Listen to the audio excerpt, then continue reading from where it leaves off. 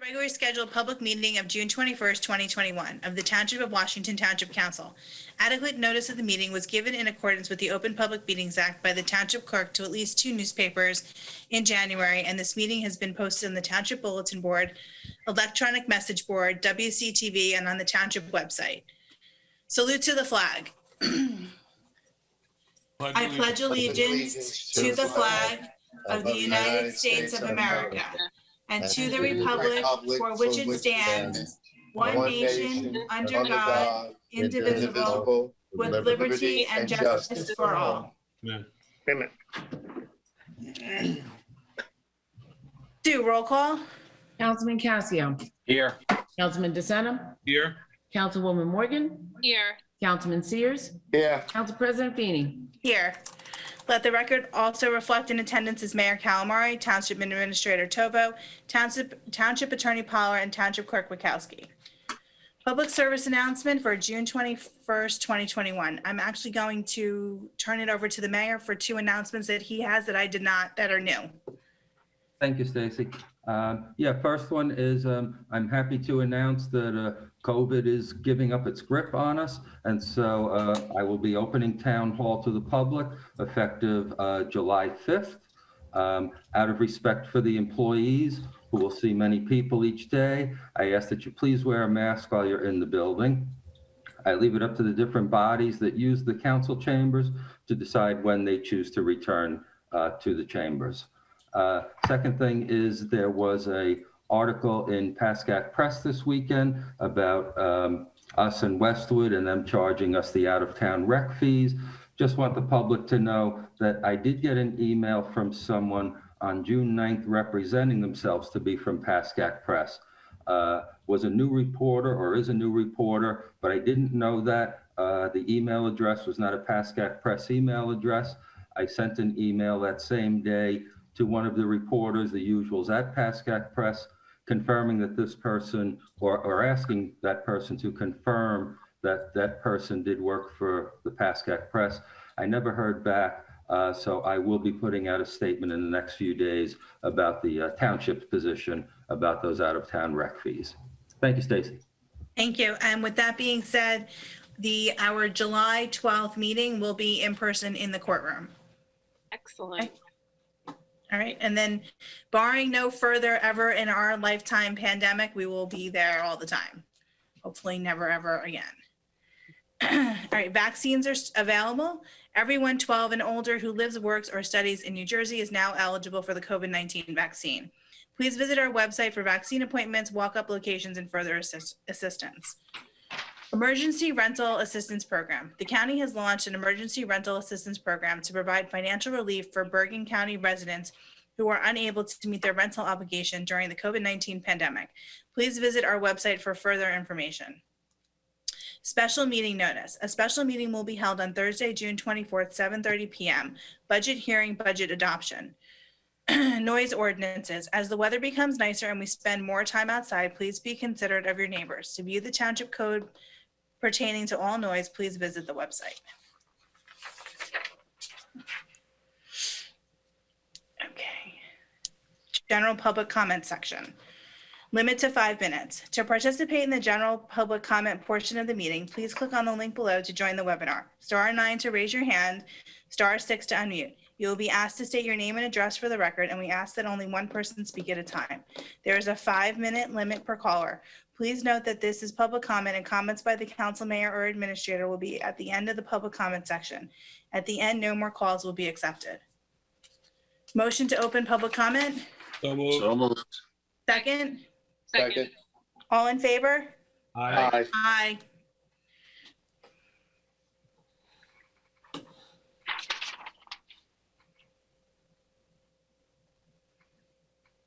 A few hands raised, Stacy. Yes, I see.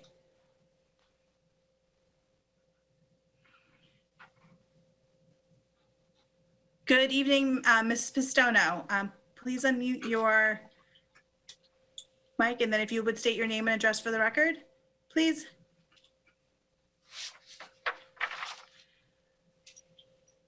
Okay, Lynn Pistono, 631 Washington Avenue. Yes. I have some How are you running this list evening? here. Number one, I'm requesting a new building survey to be done in the presence of interested homeowners regarding the highest elevation of the new emergency services building. Number two, where are the water retention tanks or drainage systems? Will you cover water damage to any of our homes? Number three, what's the purpose of 5-foot LED lights? Number four, is the cupola being lit? Can it be moved to the fire department side of the building so the building doesn't look even higher than it is? Number five, how is this affecting property values? Are you giving tax reductions? Is it worth losing tax revenue over this? Number six, why in the world are you proceeding when this is not the approved building plans from 7/15/19? Why are you trying to slide this past us? Where's the transparency? Oh, I guess it must be in the same place as the variance letters that were supposedly mailed out to the neighborhood. We're not stupid people. Number seven, where is the greenscape going? The whole footprint will be solid ground. Will you reimburse us money to put up trees to hide this monstrosity? Number eight, this building was to conform to the neighborhood.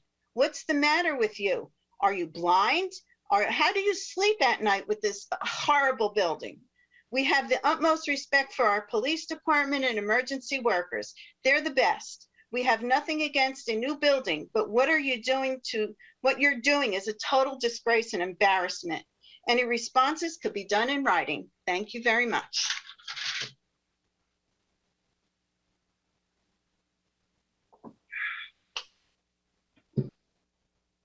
Stacy, you're on mute, Stacy. Sorry. Thank you, Mrs. Pistono. Have a good evening.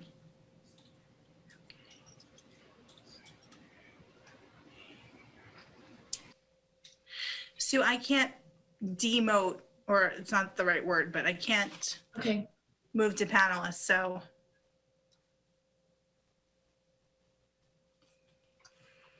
Okay. Okay.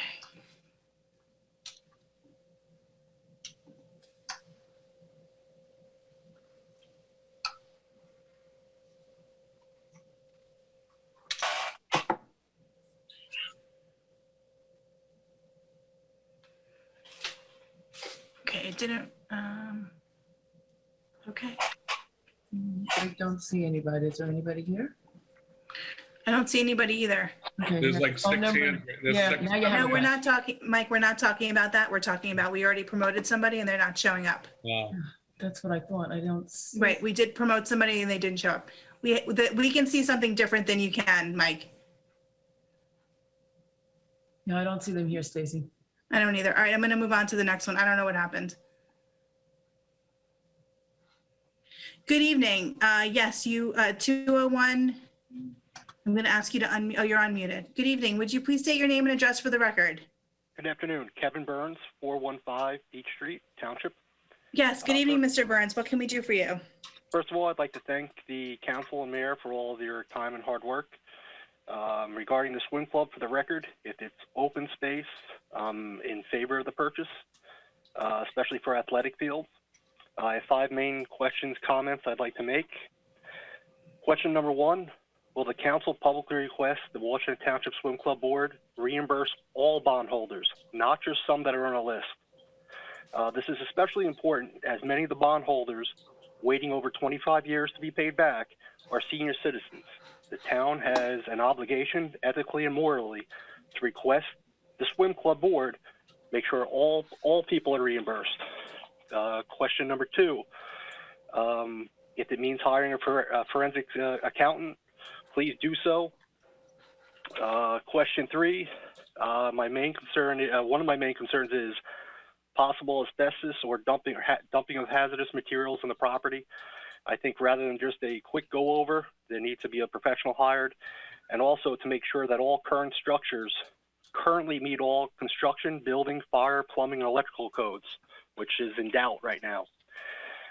Comment number 4, the mayor has said the town will commit $400,000 in upgrades. Will the council put a firm cap on $400,000 in upgrades to the pool area and current structures? Not doing so would open the township to a tremendous future cost. Lastly, question number 5, will the use of township employees and equipment be counted towards the mayor's stated $400,000 commitment?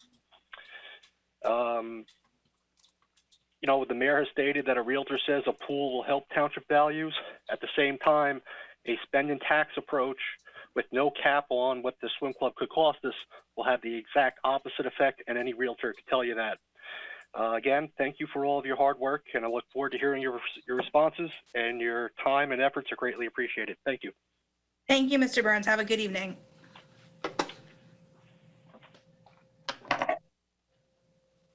Okay.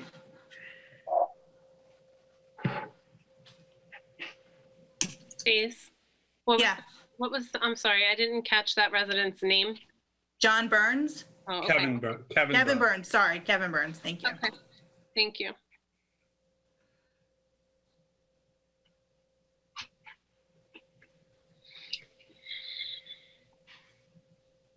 I would just ask callers, if you've already spoken, if you would just lower your hand in the Zoom, please.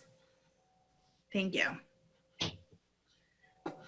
Good evening, Mr. Conti. Would you please unmute your mic?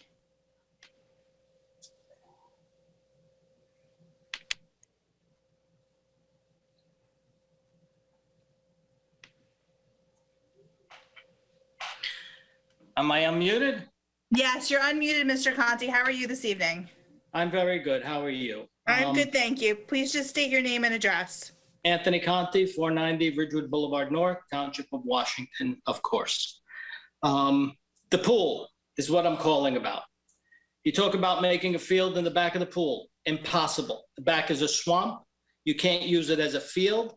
The town at one time wanted to rent it to use it for recreation. When the town investigated it back then, they found that it was so wet and so swampy, they sunk to their ankles in the mud.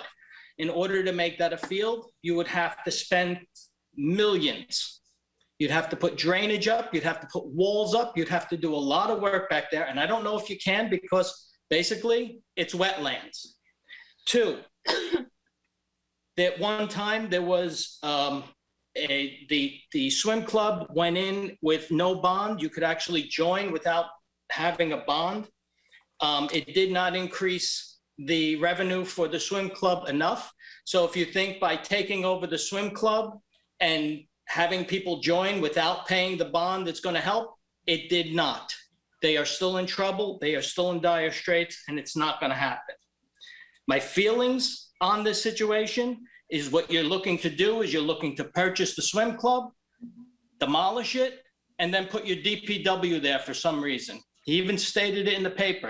In the meeting one day, Mayor Calamari said he would not use the property to put equipment, and then in the Pascack Press, they state, well, it's an option. Okay. My taxes are going up again. After overspending last year by $150,000 and using, I think it was 1.6 million of our surplus, my taxes still went up. So that only tells me that my taxes next year are going to be even higher. I have an issue with people voting on the board, and I'm going to call you out on it. President Feeney, you haven't paid your taxes in 3 quarters, going on 4 quarters. And if you're going to raise my taxes and not pay yours, I have a problem with that. Please pay your taxes before you vote on anything. If you're going to vote to raise my taxes, please pay yours.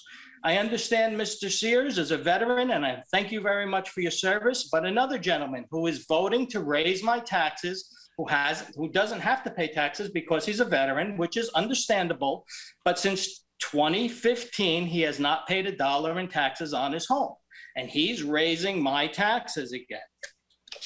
I didn't think I'd get through all that in less than 5 minutes. That's all I have. Please do not vote yes to purchase the swim club. It's an absolute disaster. They run water in that pool constantly to keep it full. There is such a leak in that pool that the water is constantly flowing out of it. Has anybody checked where that leak is coming from and what it would cost to fix that leak? I guess it's too expensive for the swim club to fix because they haven't fixed it in over 3 years. I don't know if it's been longer than that, but it's been a very long time. I'm also a bond holder at the swim club. My bond number is 005. I would like to get my money back, but I don't want the town to purchase it to get me my money back. It's a loser. It's a problem. You people are making a huge mistake. Huge. I don't know why this is on the mayor's agenda. I don't know why the mayor has a burr in his saddle to purchase this property, but he's making a mistake. It's a huge mistake. And I promise you, anybody that votes yes on this will never see a vote from me, and never will the people in the area around me, I will make sure that he doesn't get a vote from them as well. So vote yes, but lose votes. That's all I have to say. Thank you.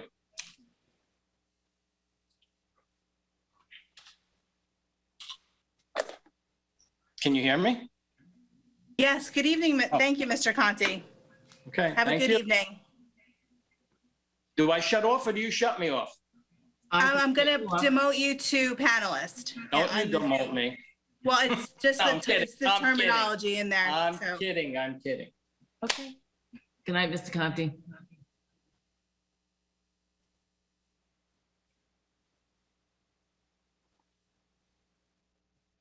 Second.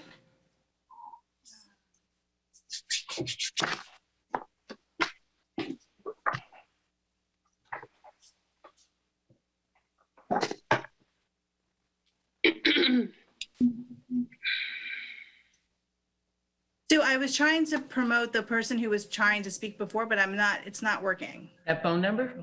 No, the Ferengian. Okay, let's try. Can you try it? Because I'm not, it's for some reason I'm not able to do it. Hello? Hello, can you hear me? Yes, we can. I'm sorry. There was something happened before. I know you were up. No, I'm glad we connected again. Technology, yay. Irene Fenarjian. I'm at 446 Hoover Avenue. I wanted to come on. This is actually the first time I came on because I saw a post about the pool, and I wanted to express my support as a mom of 3 grade school children to keep the pool as part of the town. When we moved into the town, that was a huge point and a great surprise for us. And we really love that idea because we are not interested in having our own pool in our backyard. We consider that too high of a safety risk, whereas having the town pool close by with lifeguards on duty all the time was a much better option. And I loved that my children were able to meet friends from both their current school and the other schools nearby and make friends. And I really hope that this, the pool is able to stay as part of the town. So I just wanted to express my support for that. Thank you. Thank you very much for calling in. Have a good evening.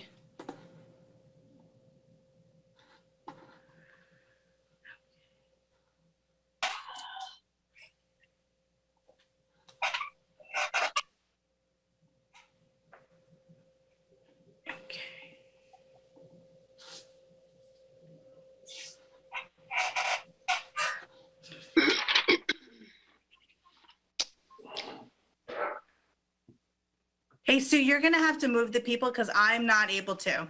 Okay, I don't know why, but we'll move them. I don't know why either. Good evening, Mr. Werfel. How are you? Good. Mike Werfel, 880 Crest Place. Calling in about the swim club. I think to go forward with this in the manner that you guys have done would be very reckless.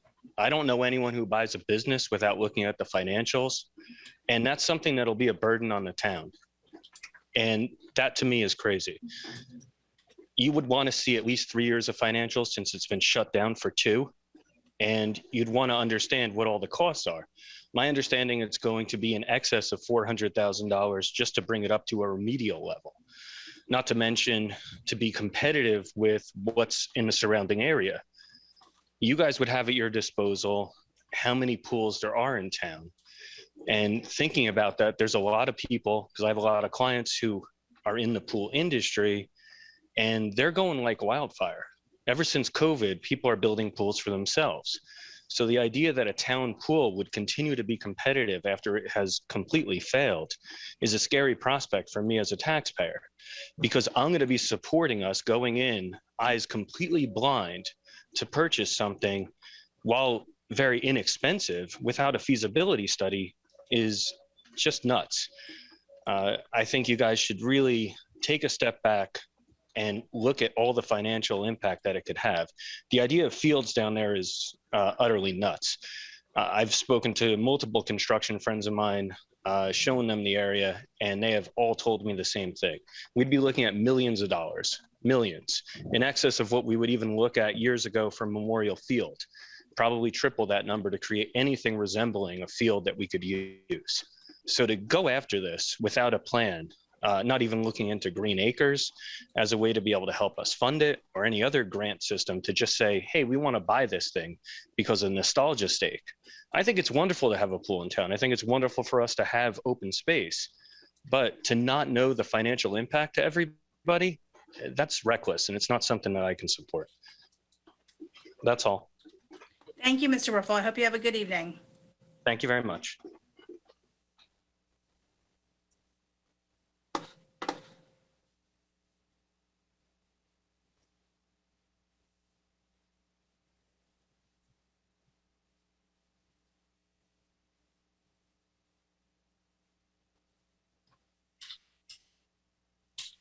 Good evening, Mrs. Ferrara. Oh, Mr. Ferrara. I'm sorry, Mr. Ferrara. I'm very sorry. Maybe that's Mrs. Ferrara. I'm sorry. I just wanted to call up about a number of things I saw in today's agenda. You have a number of resolutions on it. One of them is Mr. Ferrara, could you just state your address, your name and address for the record, please? Yeah, William Ferrara, 2556 Cleveland Avenue. Thank you. One of them is a $12 million ordinance to finance various activities in the town through bans and bonds. One of them listed items is ordinance 1704, which has a balance remaining on it for $2,568,903. That originally was $2,946,123. $1,959,323 was to build a new DPW. $986,800 was to put an additional bay and exhaust system on the existing firehouse. That was subsequently replaced by number 1919, which is $5,714,000, which is to cover the borrowing for the firehouse. And there was another item on the number 1919 was $1,300,000 for the new DPW. The 1704 ordinance for $2,568,903 should have been canceled when the others were brought up. And I brought this up at a public meeting 2 years ago. It was never done. So I don't think we should be borrowing money, especially for an additional bay on an exhaust system. I think that particular resolution should be pulled down and fixed before you put it out again. The next item on that resolution, the last one I want to talk about, is you are borrowing $1,818,000, which is the borrowing required to cover the current year's capital budget, irrespective of whether the projects are going to be done or not. You've already had the lighting done for less than's in the capital budget. You have other items in there that may never get done. And one of the items, which is the $15,000 for the lightning detection system, I question whether that should be done, because I don't know whether that system would be any better than the existing system. The only system that's worked in the last 3 weeks was the police department making phone calls and going around checking the fields and clearing the fields. That's the only one that works, and it's a lot cheaper than the school system lightning detection system or this one. Plus, since I live across the street from Clark Field, if it's put in, I'd just like to know how many lights are I going to see, how many horns are going to go off or may not go off. So I just think it's a false sense of security, this whole type of system, really. The next thing I wanted to talk about was a little bit on the swim club.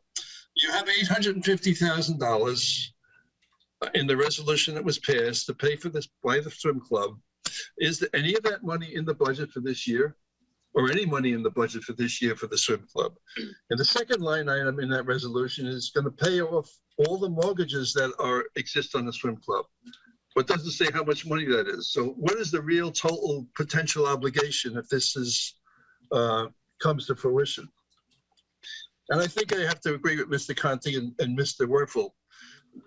The swim club, if the swim club can't operate on its own, then due respect to all the bondholders, it should be allowed to go out of existence, go bankrupt, and have the town take it over for non-payment of taxes, because I don't believe they're probably not paying the $32,000 tax bill that they have every year. And I have another question. Yeah, 44 seconds. I'm sorry? Yeah, 44 seconds, Mr. Farrar. They have provided, listed as a commercial property, and are paying taxes. The community center, which if you go on their website, charges hundreds of dollars to take all the different courses they have. It's basically being run as a business, and why aren't they being charged any taxes? Because they're not a nonprofit organization or a church, except on a Sunday mornings. That's it for now. Thank you.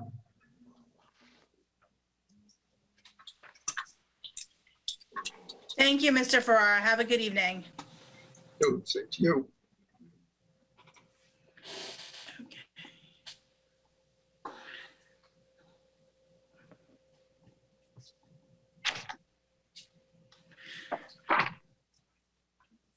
Before?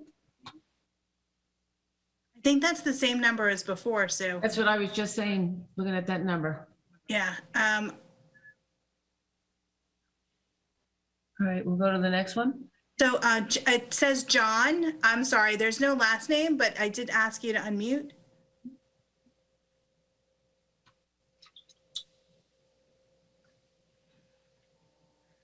John.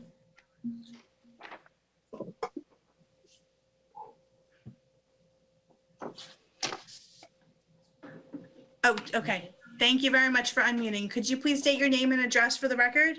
Yes, John Pistono, 631 Washington Avenue in the township. Yes, good evening, Mr. Pistono.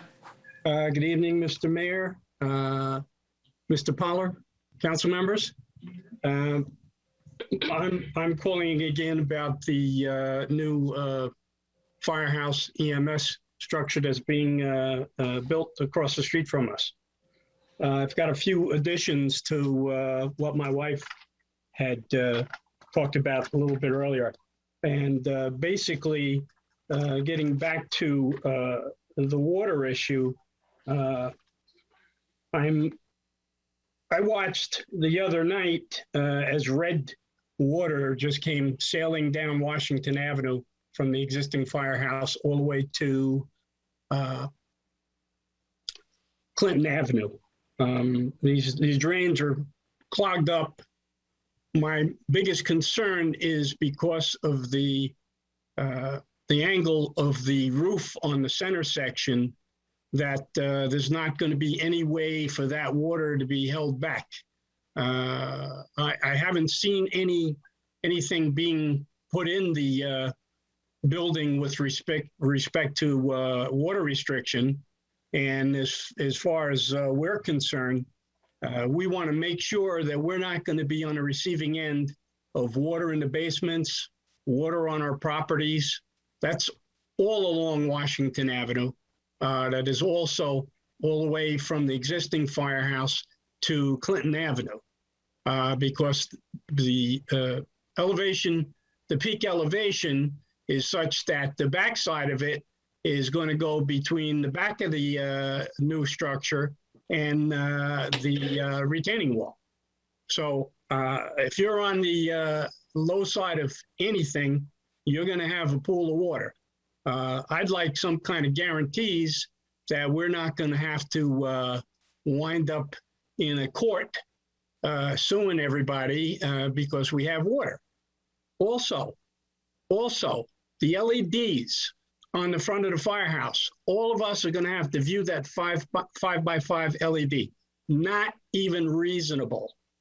Montvale, New Milford, Northvale, Woodcliff Lake, nobody has LEDs. Everything is a static logo. The other thing, I haven't heard anything with respect to the elevation on this. In the last meeting that we brought these items up, we were told, okay, it's being checked on and that these elevations were erroneous and you were looking into it. Haven't heard anything contrary to that. That's all I got. Thank you. Thank you, Mr. Pistono. Have a good evening. You too. Okay.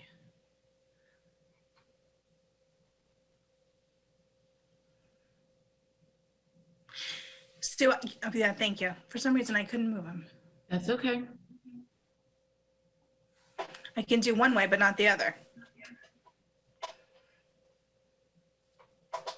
Good evening, Mr. Levy. Would you please unmute your microphone and state your name and address for the record? Hello, can you hear me? Yes, how are you? Hi. Good evening, Jeremy Levy, 280 West Place, Washington Township. Yes, what can the council mayor do for you this evening, Mr. Levy? So I'm calling regarding the pool. Obviously, this is a direct impact. It is, the pool is my neighbor. I have a young family and I'm certainly a little concerned. You know, I do encourage certainly the support of having a community pool. I grew up in Paramus, so, you know, certainly having all my friends and family at the pool. I would like my daughter to join the pool, and we have a young family, but, you know, I'm a little taken back by some of the numbers. I'm no engineer or architect, but the $850,000 to purchase the pool, I'm not quite sure how the mayor or the council came to that figure. Based on kind of, you know, what I see at the pool now from, you know, the front yard of my house, it looks a little dated. I'm not sure $400,000 would certainly cover the cost of the pool. I'm not sure if a feasibility or viability study has been conducted. I'm not sure if anybody has even tried to speak to the residents of how they could enhance and make a nice community pool. Maybe try to entice some of the seniors or other services that could be at the pool site. But my biggest fear was what I saw over the weekend come out in the Pascack Press on Saturday, quote unquote, by the mayor. He said that in the part potential to store some of the township owned equipment there, and the council was permitted to preserving open space. So my biggest fear is certainly, you know, what's going on with the DPW, the equipment.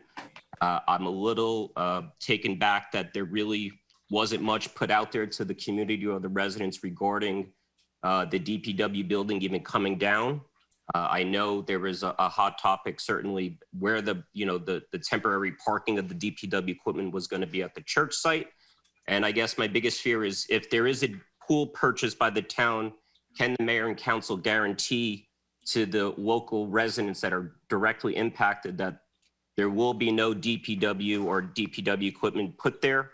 You know, certainly my biggest concern would be, you know, my property values decreasing with the DPW near the pool and near children. So if anybody could answer my questions, I would greatly appreciate it. Thank you very much, Mr. Levy. Have a good evening. You too.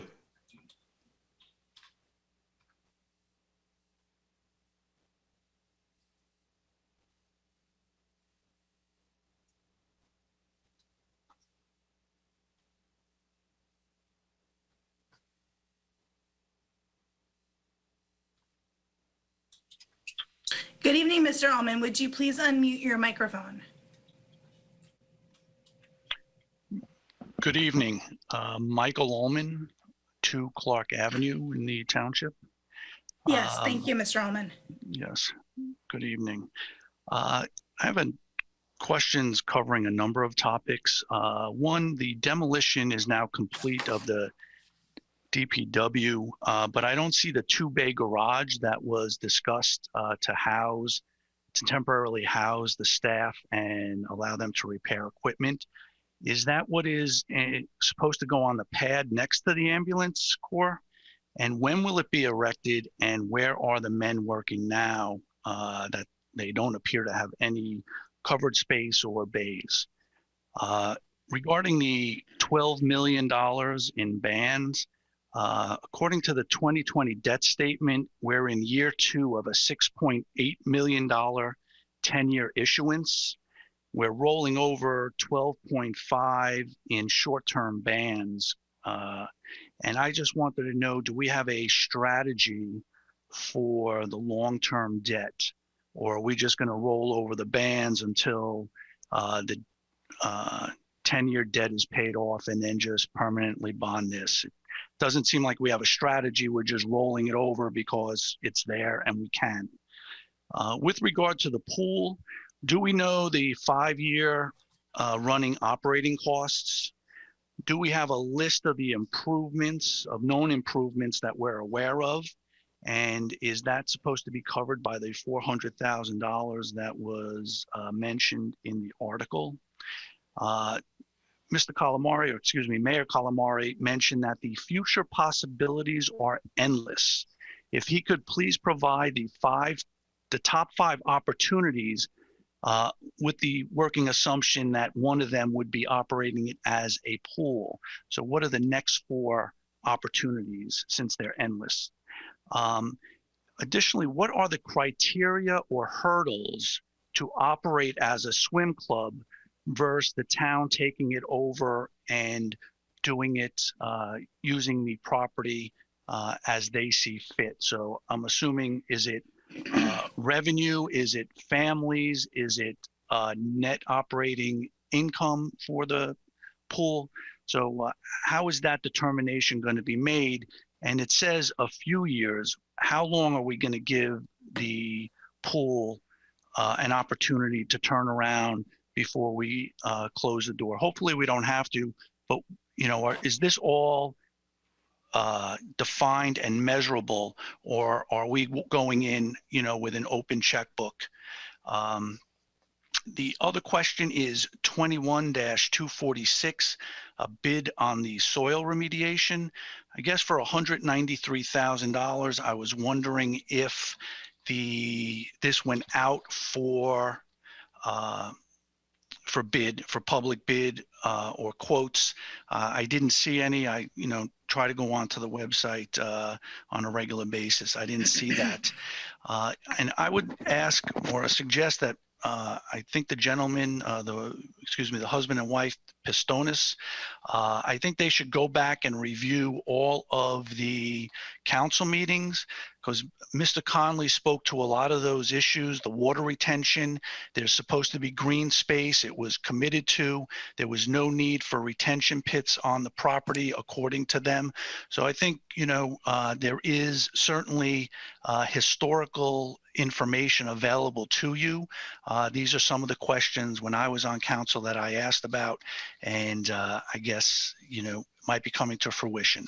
Unfortunately, I wish my hindsight was in 2020, but it seems in this case it may be.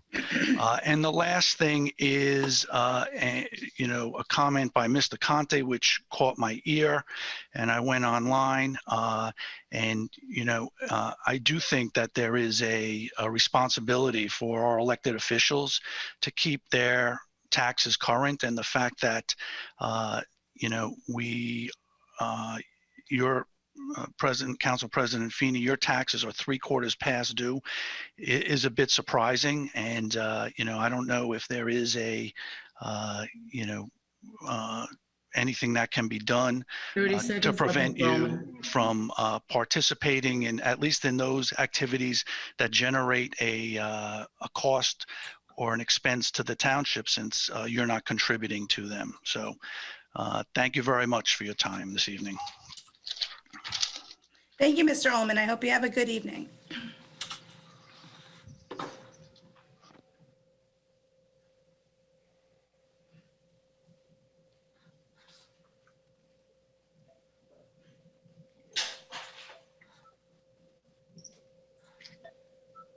It just says Big Joe. Would you please unmute your microphone, please?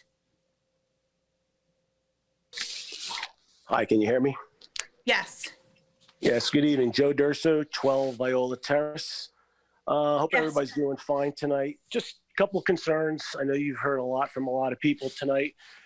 One of my concerns is when I moved into this town in 1990, I was paying $5,900 in taxes. I'm up to $16,000, and it looks like I'm going up another $200 a quarter if I'm reading it right from going online. I just think I thought you were lowering our taxes or keeping them the same, but whatever. How much higher can we go? And then with all this money that we're going to be spending and bonding, where's the end? It seems like we don't have an endless money pit. So listen, all of you are elected officials. You're here to do a job because people elected you, but they elected you to be responsible. It's my opinion.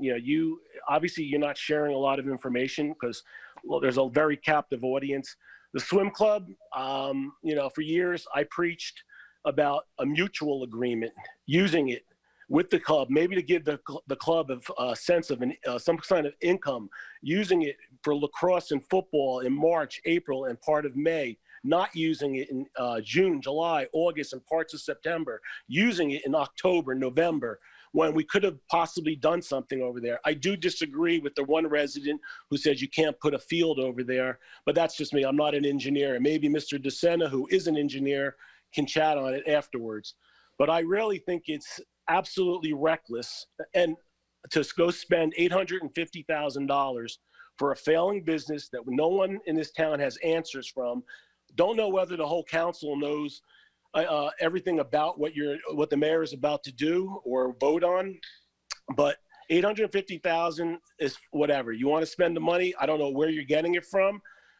Is it coming from possibly the COVID relief fund that I think we're supposed to entitle to $1 million? Is it going to be used for it? But it's very upsetting. Listen, I'm a proponent of the firehouse. I'm glad to see progress. I love infrastructure, but this pool is not infrastructure. I don't buy the fact that you're buying this property to keep development out. It is already zoned for housing over there. It would be a perfect fit if that to a developer somewhere, and I know I read that, you're trying to keep out COA housing. You already have COA set on Franklin Courts and you paid your share with the Viviano property. So you can't develop COA property with the developer here until I think after 2025. So why don't you let the developer who tried to contact the board, and they seem to have a very they're not talking to anybody. You get a developer coming in here, he could probably put 6 homes in there, maybe 2 or 3 driveways on West Place that back up to it, and 2 or 3 homes on one side, and clear out the bottom and make it a continuation like Carriage Court down the other end.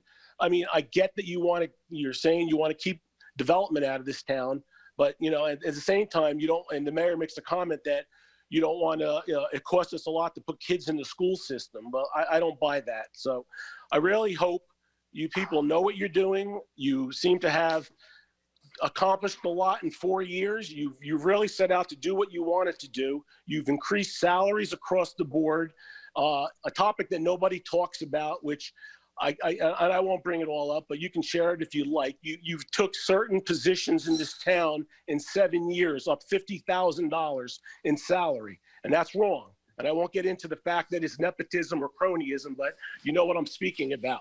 You don't bring a person in making higher money than the person that left. So it's just wrong. You have less than a minute. I'm done, really. But I am just upset. But you guys are in control. You are the elected officials, and you've accomplished everything that you set out to do. So hope you guys realize what you've done. And you know what? Again, all for infrastructure, but smart infrastructure. Thank you very much. Thank you, Mr. Durso. Have a good evening.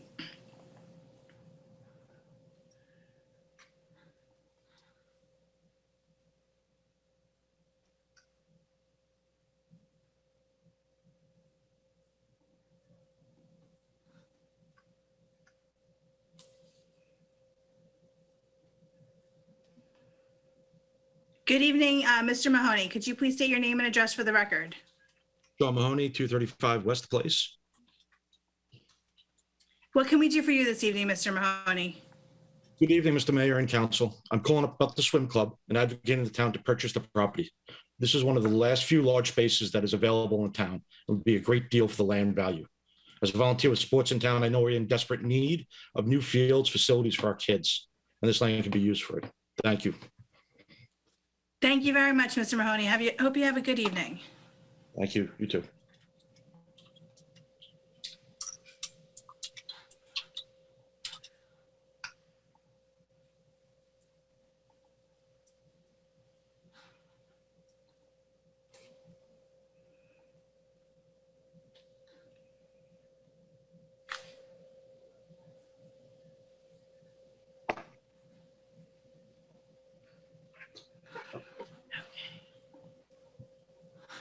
Good evening, Mr. Shaw. Could you please state your name and address for the record? Yes, this is Ashish Shah. I live at 2005 East Glen Avenue, and I echo Sean Mahoney's comments about the swim club. As a resident that moved into town 10 years ago, and looking at the town pool that we had compared to the other towns in the really disappointed in what we have. But I am really encouraged by what we can have. That piece of property can be spectacular. I think the whole community would rally around it like other communities do around their town pools. And with that space that backs up into Gardner, I think you can have an amazing town pool with a great sports complex. So I really hope that our town decides to invest in our own town. Thank you. Thank you, Mr. Shaw. Have a good evening.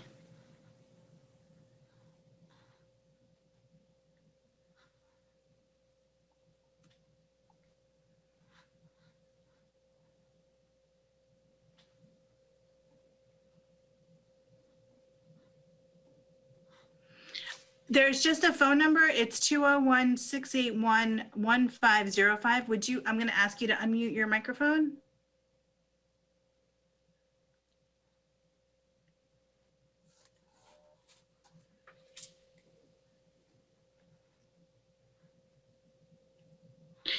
Good evening. Yes, would you please state your name and address for the record?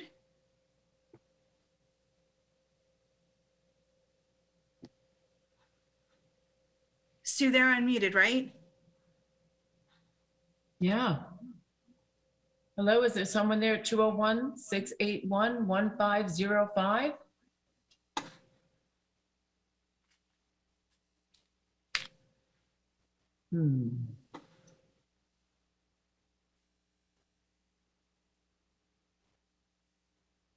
No, everything looks like it's in order. Okay, you're muted now. Would you mind unmuting your microphone? Here, I'll ask you to unmute.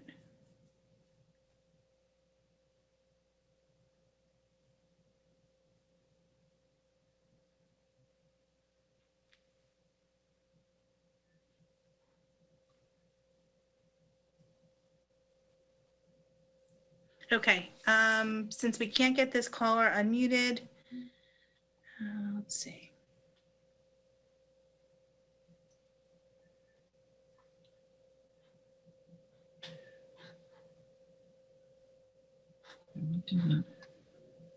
Hopefully they'll call back or whatever, they're here.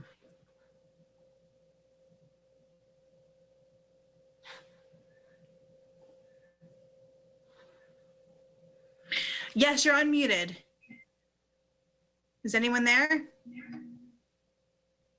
No. Okay. Okay, that's all the callers we have. Just wait another minute.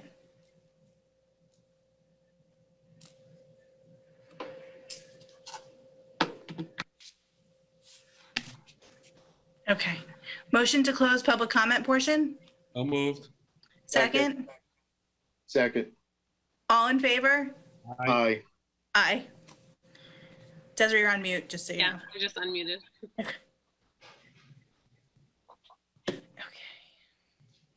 I'm going to turn to the mayor and the administration for comments first. Okay, thank you, Stacy. Trying to go in somewhat order here. Mrs. Pistono, you were talking way too fast for me to jot your questions down. I apologize. I think they were mostly about the firehouse. However, I would ask Sue if you could play back the tape tomorrow and jot down her questions. I might even reach out to her and ask her to send them in. Okay. That might be even better. I thought she was going to email them. She did mention at the end that she said that a email is following. Oh, I thought you said So- you knew the answers to her, but Yes, email. Oh, email, okay.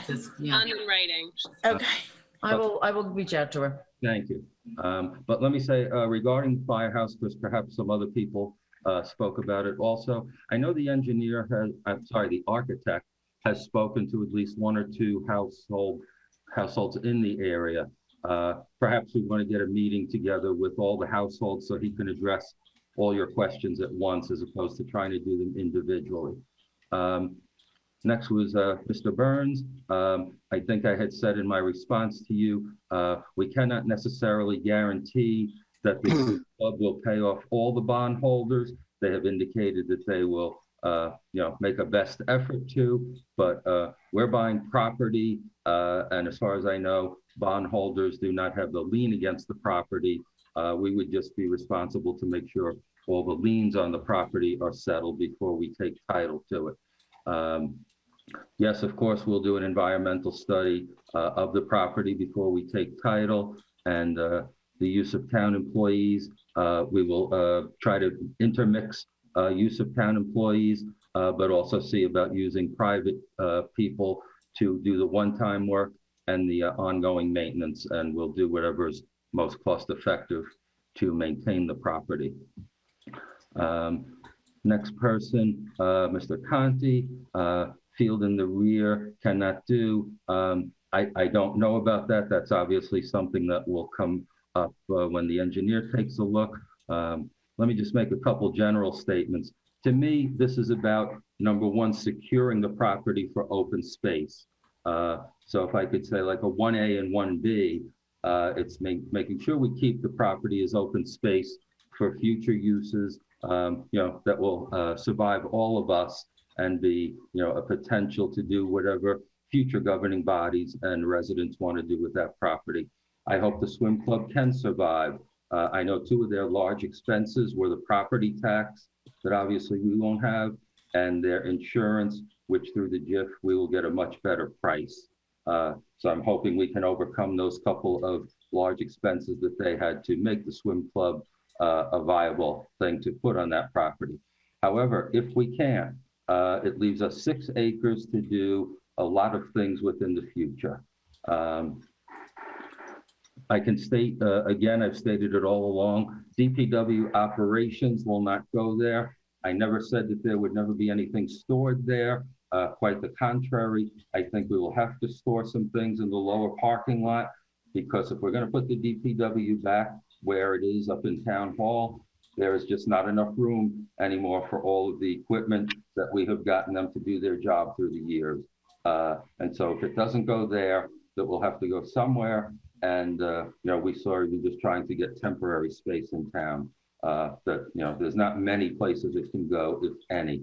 However, I am happy to say that if it does go there, the usage will be minimal, because we already have vehicles parked at OLGC. They have been there for almost a week. I think they've been parked there, and they're vehicles that are not used during this part of the season. Same with the back of Valley Bank. So there will not be a lot of traffic going in and out of the facility. It will be just mostly storage. Let me see. As far as a feasibility study, again, I point to, it's my #1 goal to make sure we get the property. A feasibility study, to me, we know, as part of the sale, we are going to agree to put repair money into it and see if we can make it operational. So that's the feasibility. We're buying it with that condition. If we didn't put that condition in, we wouldn't be buying it. They would be selling it to developers, because they also want to see it stay as much open space as possible. So they're selling it to the town for way under market. and way under other offers they have received.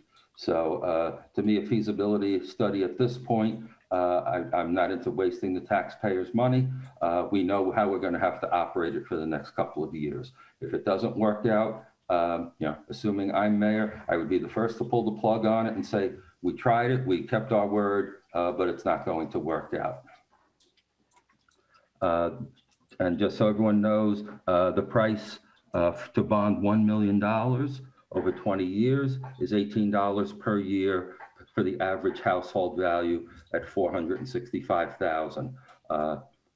To me, I think it's an investment that, I wouldn't have to think too much about. $18 a year for 20 years. You're talking $360 to keep 6 acres open as opposed to getting developed is a good investment in our future. Next is Mr. Beinfeld is on, and I believe he'll be talking later about the bonds and bans, so I'll defer that all to him because he can talk much clearer on that than I can. The lightning detection system, we believe that they are not passé. Not every child or adult has a smartphone that they can depend on to get notices. If they are at the field, I think it's a very small investment for us to have a backup system in place. Oh, there also was a mention about mortgages on the swim club property. Those mortgages will be paid off, if not sooner, at the closing, but out of the swim club's part of the money. The town will not be paying anything extra to pay off any mortgages that are on the property. That will come off of their side at the closing or sooner.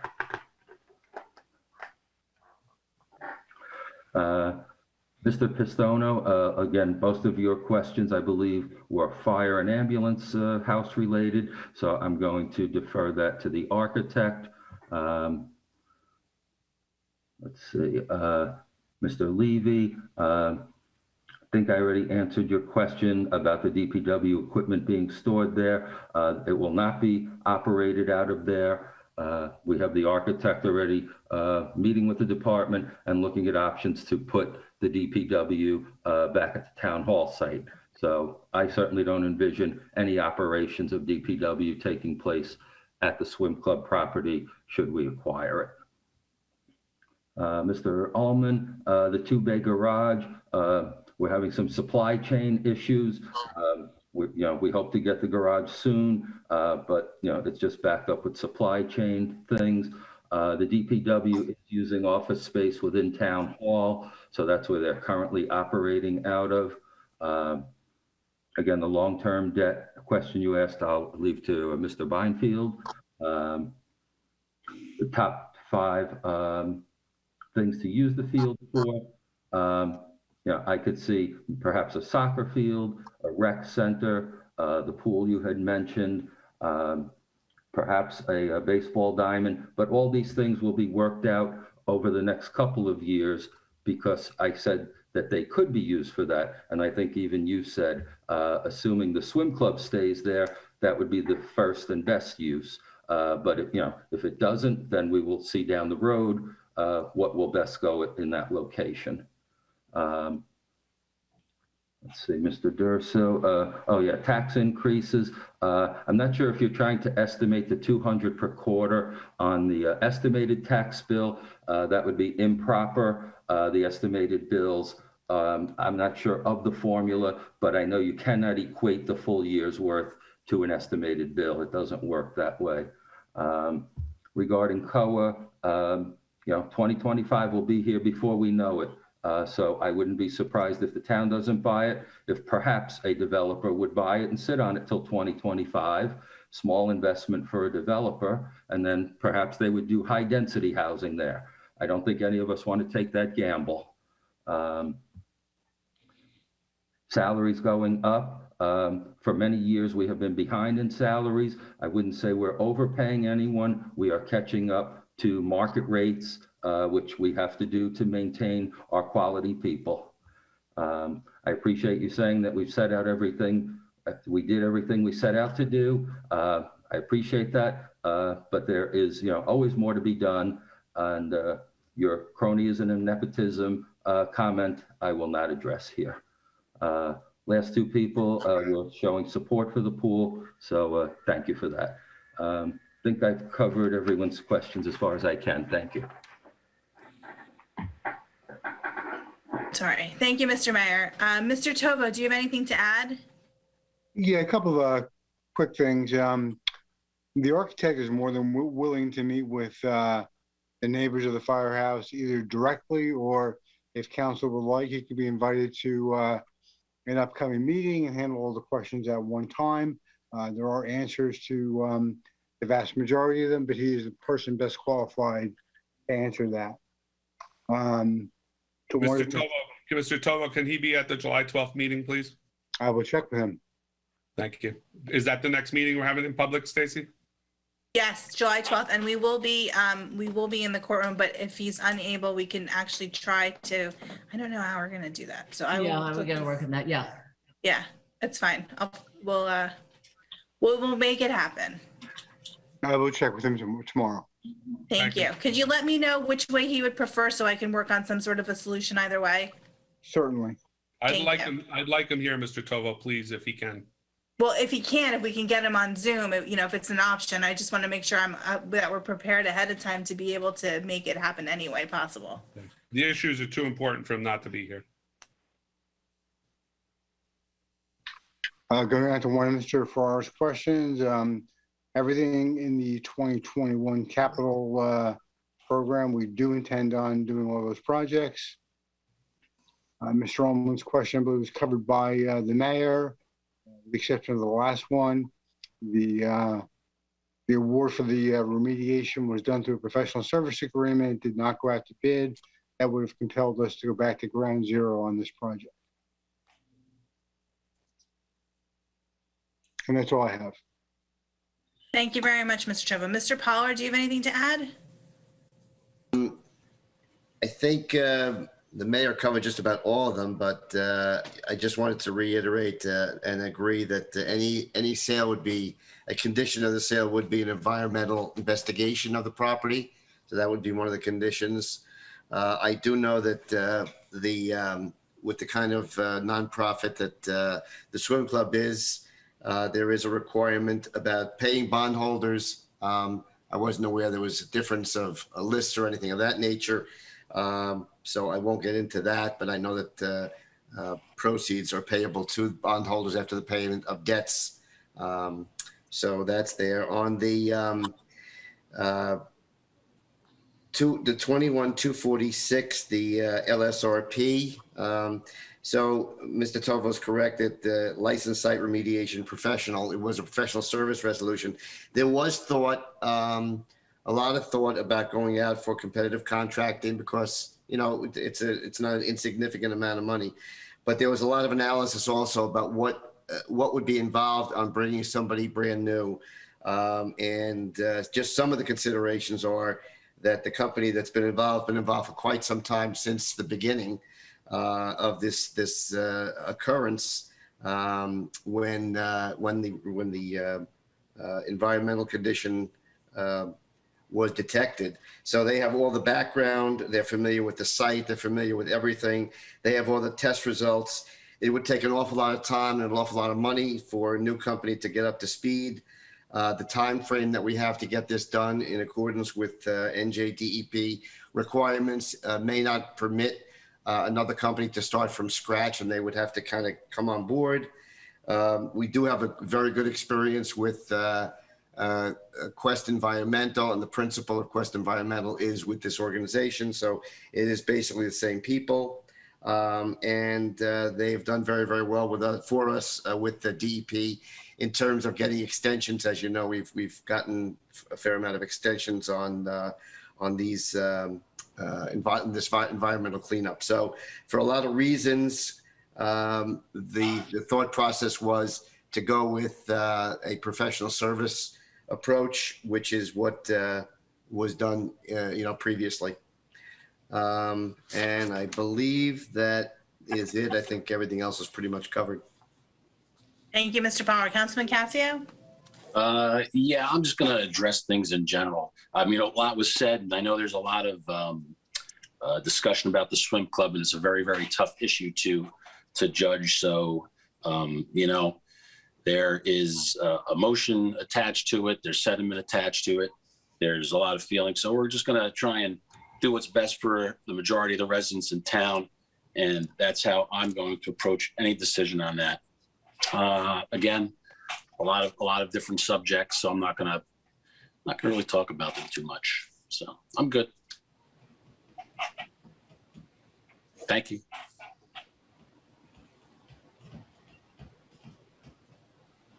Thank you, Councilman Castillo. Councilman Thank you. DeSena? I'm sorry, I was on mute. No problem. Just a few things to Mr. and Mrs. Pistono. I know the elevations of the existing firehouse do not match what was presented on 7/15/19, so I'm looking forward to Mr. Conley's explanation of why they vary so much. The swim club we'll discuss later in conference agenda. There's a lot to discuss. I was taken back by all the pros for the purchase of the swim club and the people that were against the swim club, and it was you know, it was an interesting dialogue we had from the residents on both sides. We'll take it to account when we make our decision. Mr. Ferraro, I'm concerned about banning $12 million. When I first got put on this council 4 years ago, we had $8 or $9 million in bans, and we kept pushing the you know, the bans down the road, and then we finalized the debt, and we were able to sell, you know, to finalize it. And I thought we borrowed the $6 million as a bond for the firehouse because the interest rates were so low. So I look forward to Mr. Beinfeld's decision. But, you know, when you look at the bans, we pay zero of the principal on the bans, and we just keep kicking, you know, we just keep making a small interest payment to keep the, you know, the tax data low. So I look forward to Mr. Beinfeld's explanation on that. To Mr. Levy and Mr. Conti, I do not foresee any DPW activities at the pool if we do purchase it. So I hope we can hold that because, you know, the trucks will have to go in and out during snowstorms. They will, you know, so there will be some impact to you if we do put them down there. And I believe that's all I have for time, Mrs. Feeney. Thank you very much, Councilman DeSena. Councilman Sears? Yes, I just want to address Mr. Conti's ignorance to the fact of me not paying property taxes. If Mr. Conti understands what a combat veteran has to go through, serving his country in combat for over a year, you're fighting to save your life. When you come back, you have certain disabilities. Obviously, Mr. Conti's ignorance and rudeness towards a veteran with disability only proves the point that he doesn't understand what's going on with the veterans today. Now, to receive a disability, you must be approved by the federal government and go through years and years of review through the Veterans Administration. Let me say this, that the state of New Jersey recognizes the rules from the federal government and the Veterans Administration to approve taxes. I am not the only veteran in this town that is receiving taxes. So, Mr. Conti, do not tell me what I'm to vote for because I don't pay taxes. When you serve this country, when you go to combat, and when you got the nerve to stand up before an enemy and your life is in jeopardy, and you come back and you have many disabilities, not just one, you may have a couple, like over 20 some odd veterans in this town do have this, then you have a right to tell me what to do and not to do. So let me educate you one more time. We do not automatically get approval. We have to go through years of review through the Veterans Administration. Then it goes to the federal government.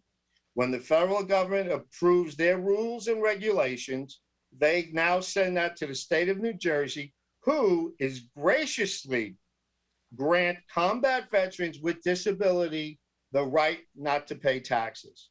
So that's all I have to say on that. Thank you. Thank you, Councilman Sears, and I just want to say thank you for your service. Vice President Morgan? Yes, I did. Thank you, Mr. Sears, for your service. We are indebted to all the veterans who served, and it I'm sorry that you were upset by that. That was definitely insensitive. I think the mayor and Mr. Poller and Mr. Tovo basically covered majority of the residents' questions. I do just want to make a couple of my own comments. Obviously, we get into this political game of back and forth. Everyone's got an agenda. At the end of the day, we are all neighbors. We will see each other after we're not sitting on this council. We'll, so I'm going to ask, Mr. Conti, to say that no one will vote for any of us who vote yes. You can try to strong arm us. You can try to make us feel like we're not going to get votes. I don't make decisions based on whether I'm going to be voted in my next term. I make decisions based on what is best for my family and my neighbors and the residents in this town that I love and I call home, and a place I chose to buy my home and raise all 4 of my daughters. So the same place you live, that's what I make decisions based on, not whether I'm going to get a vote or not. So let's just be clear. I'm not afraid to say no or yes if it doesn't align with what you think I should vote. That's number one. As far as Mr. Durso, name calling, that's beneath us. That's beneath everyone. We're not going to be calling anyone cronies and nepotism. That's beneath us. You can have a dialogue like Mr. DeSena said without being so catty and so negative. You can work together collaboratively with us. Tell us what your opinion is. I want to hear it. And to say, do you know what you've done? Do you realize what you've done? I can tell you that I realize what we've done. We set out, Ms. Feeney and I set out on our, when we were running and said that we were going to be the voice for the town. Not the voice for you or a couple of other people, but the voice for people who tell us what they want in this town. And that's what we're doing. And we're making progress and we're moving it forward. Even though there's a lot of obstruction is happening, we are moving the town forward. And I don't know how you can do that and cut back taxes. So maybe this isn't the town you want to live in, but from the feedback that I'm getting from the residents in town is they are very happy with what's going on in town. So I'm just saying that right now, I appreciate and I welcome your feedback and your opinion, but can you just be a little more graceful and a little less, obnoxious and rude? Because to call us cronies and there's all nepotism and make us feel bad for decisions we're making just based on the facts that we have and what we think we're doing the best, it's unneighborly. So that's all I have. Thank you, Vice President Morgan. I would like to echo your comments about taxes going up. Personally, I'm very surprised that someone would even take a look, but in good faith, I pay a few quarters at a time just because it's more convenient for me and the time that I have available to myself. I'm a little disappointed in a attack like that from people. I think it's unnecessary, unwarranted. I would never do the same in return to a resident who lives here, like Desiree said, one of our neighbors. I think that the only way to have progress is to acquire the open space that is left in town, as several other properties which have been discussed have not been acquired, and it's gone past previous councils and previous mayors. And I, am very happy to be able to sit here and to secure 6 acres for the town in order to expand rec and do other programs and work together with this council to make our town the best it possibly can. So thank you very much.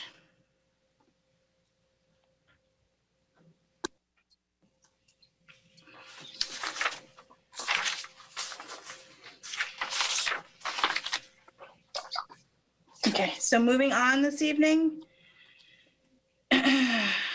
So ordinances none, individual resolutions none, resolutions and consent agenda. The following items have been determined to the unanimous consent of council and will be enacted in one motion. Should any item require independent consideration, any council member may have such item removed from the consent agenda. Would anyone like to have one of the items below removed for discussion? Can you please pull 229 and 245, Mrs. Feeney? Sure.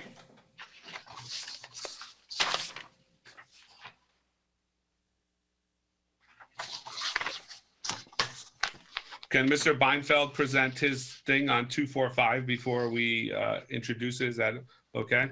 Yeah, no, does anybody else want to have any additional items removed? I'm going to do all the items that were not removed, and then we'll do the other 2 items after. Does anyone Yeah, else? 242, I just want to know the appointment. 242, the last one. No, right, right. Do you want the mayor to answer you now, or do you want to pull it for discussion? If you answer it now, then you don't have to pull it, that's all. Okay. Then you don't have to pull it. Okay, so Pete, who's the Bergen County Community Development Regional Committee? You're on mute. You're on mute. Oh, I'm sorry. Peter's on mute. Peter, you're on mute. Peter's All right, usually it's me on mute. It's right on the resolution. It's Mr. Cassio and Mr. Sears. I didn't see it. Peter's I on mute. missed it. If someone could just tell me who it is, make it simple, I'll be happy. I'll take It's you. it. It's you. Steve. Yeah, Oh, it's me? Yes. yeah, There you go. Excellent. the council appoints this every year. Okay. I actually didn't see it. I'm like, where is it? So No. it's stuck on a page somewhere. Okay. No problem. Thank you. Well, these pages get stuck together after a while, going through them, so I apologize. Okay, so Steve, do you want me to pull 242 or you're good? No, leave it on. Leave it Okay. on. I didn't All see right. it. No, it's okay. Anybody else have any other questions to any of the other items? Okay, are we sure? Because last time we weren't so sure, so. Okay, good. Resolution number 21-230, authorize refund of registration fees for 2021 summer camp. Michelle Bezos in the amount of $375. Resolution number 21-231, authorize refund of registration fees for the 2021 summer camp. Patty Chavello in the amount of not to exceed $375. Resolution number 21-232, authorize refund of registration fees for 2021 summer camp. Maura Boari in the amount not to exceed $575. Resolution number 21-233, authorize refund of registration fees for 2021 summer camp. Michelle DeVarso in the amount not to exceed $375. Resolution number 21-234, authorize refund of registration fees for 2021 summer camp. Aileen German in the amount not to exceed $365. Resolution number 21-235, authorize refund of registration fees for 2021 summer camp. Mayanja Legeri in the amount not to exceed $365. I apologize if I am mispronouncing your names. Resolution number 21-236, authorize refund of overpayment of Q2 various property taxes to CoreLogic in the amount not to exceed of $8,679.35. Resolution number 21-237, authorize refund of overpayment of property taxes for 544 Jackson Avenue, Block 2305, Lot 2, in the amount not to exceed $2,773. Resolution number 21-238, authorize refund of overpayment of property taxes for 9 Melba Way, Block 3404.02, L29, in the amount not to exceed $3,096.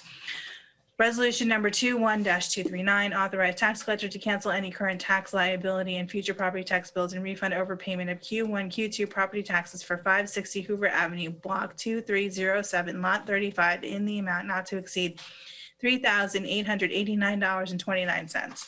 Resolution number 21-240, authorize tax collector to cancel any current tax liability and future tax bills and refund overpayment of Q1, Q2 property taxes for 184 Affinity Place, B3302 L1, in the amount not to exceed $3,594.67. Resolution number 21-241, authorize suspension, not waive the collection of municipal facilities fees under section 7-93 of the Code of the Township of Washington during re-examination and re-evaluation of said fees. Resolution number 21-242, authorize appointment of municipal representatives to Bergen County Community Development Regional Committee. Resolution number 21-243, authorize approval to submit a grant application and execute a grant contract with the New Jersey Department of Transportation for the improvements to Lafayette Avenue and Hickory Street project. Resolution number 21-244, authorized agreement in lieu of condemnation, B 3104 L6, 667 McKinley Avenue, in the amount not to exceed $37,000. Resolution number 21-246, authorize the tax collector to organize and participate in an electronic tax sale in 2021. Resolution number 21-247, authorized to appoint and execute a proposal dated May 24th, 2021 of Lisco Environmental LLC for the soil remediation and related services at the Township's Department of Public Works site in the estimated proposed cost of $193,541. Resolution number 21-248, authorized renewal of plenary retail consumption license for Island Way Bakari Grill year 2021 through 2022. Resolution number 21-249, authorized renewal of plenary retail consumption license for Amy LLC Doghouse Saloon and Grill, year 2021-2022. Resolution number 21-250, authorized renewal of plenary retail consumption license for TJG Inc. at Seasons Catering, 2021-2022. Resolution number 21-251, authorized renewal of plenary retail consumption license for CB Restaurants, Charlie Brown's for year 2021-2022. Resolution number 21-25, excuse me. Resolution number 21-252, authorized renewal of plenary retail distribution license for Township Liquors year 2021 through 2022. Resolution number 21-253, authorized renewal of club license for Washington Township Columbian Club year 2021 through 2022. I'll make a motion to approve consent agenda resolutions. May I have a second, please? Second. All in favor? Aye. Aye. That's done.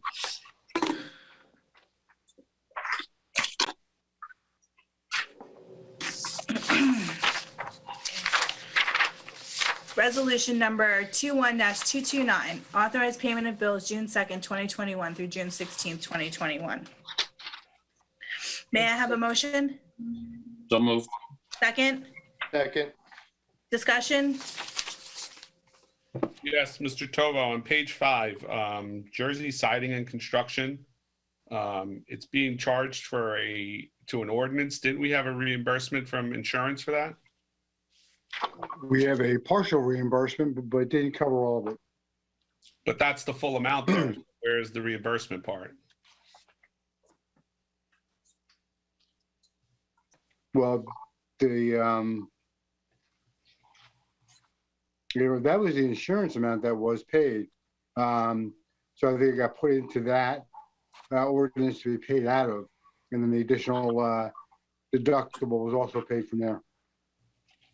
Yeah, but this says ordinance 19-17 soft costs, and I think it's got charged to the wrong thing. Well, no, the additional 2,500 we didn't have anywhere to spend it from, because obviously we weren't planning on the damage. So I will double check that. It should only be 25 coming from there, and the rest coming from the insurance check. Okay. The same thing on the same page for TechCon, we're paying them $205,427. This was approved by Mr. Conley, I assume? It was, yes. Okay. On the following page, New Jersey Department of Treasury for Washington Avenue and Pascack Road. It went to the intersection. What is that for? That was for permitting with the state for soil moving. We applied to the county and the state. County waived their fee, the state did not. Okay.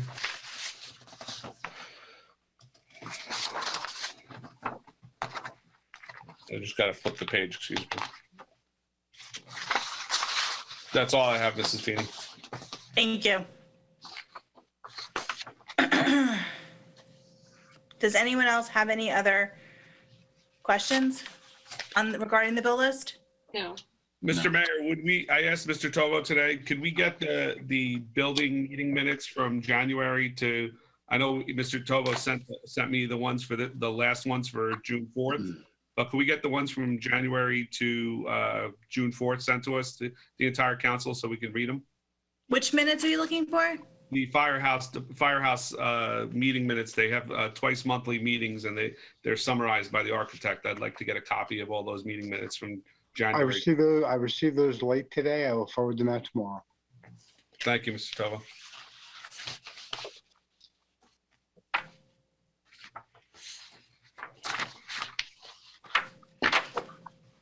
Motion to approve is already done. Sue, roll call?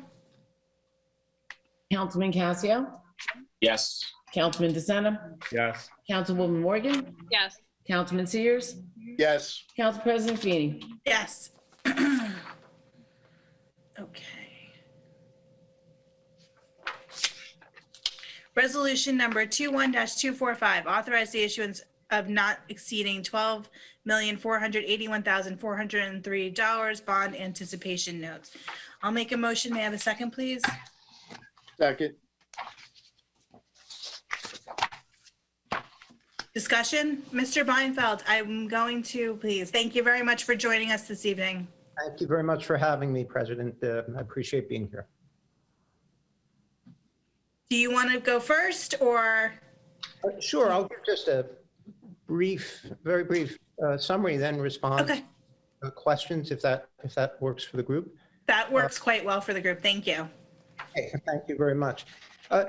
Simply, the resolution is acknowledging that we're going to go borrow notes for projects that were previously part of bond ordinances, 4 ordinances in particular, that money is being, I gather, spent on the projects. So there's a need to fund those costs. And that's simply what this will do, as well as authorize various closing paperwork and other offering materials to be distributed to the public markets in connection with the notes. Rates are very, very good, just to give you the whole of what's up in the marketplace. So we're seeing borrowings these days. I think you would certainly be under 0.5%, probably down under 0.4 to 0.3%, maybe, maybe even better than that. We'll see how things hold up. You're a well-rated community, obviously.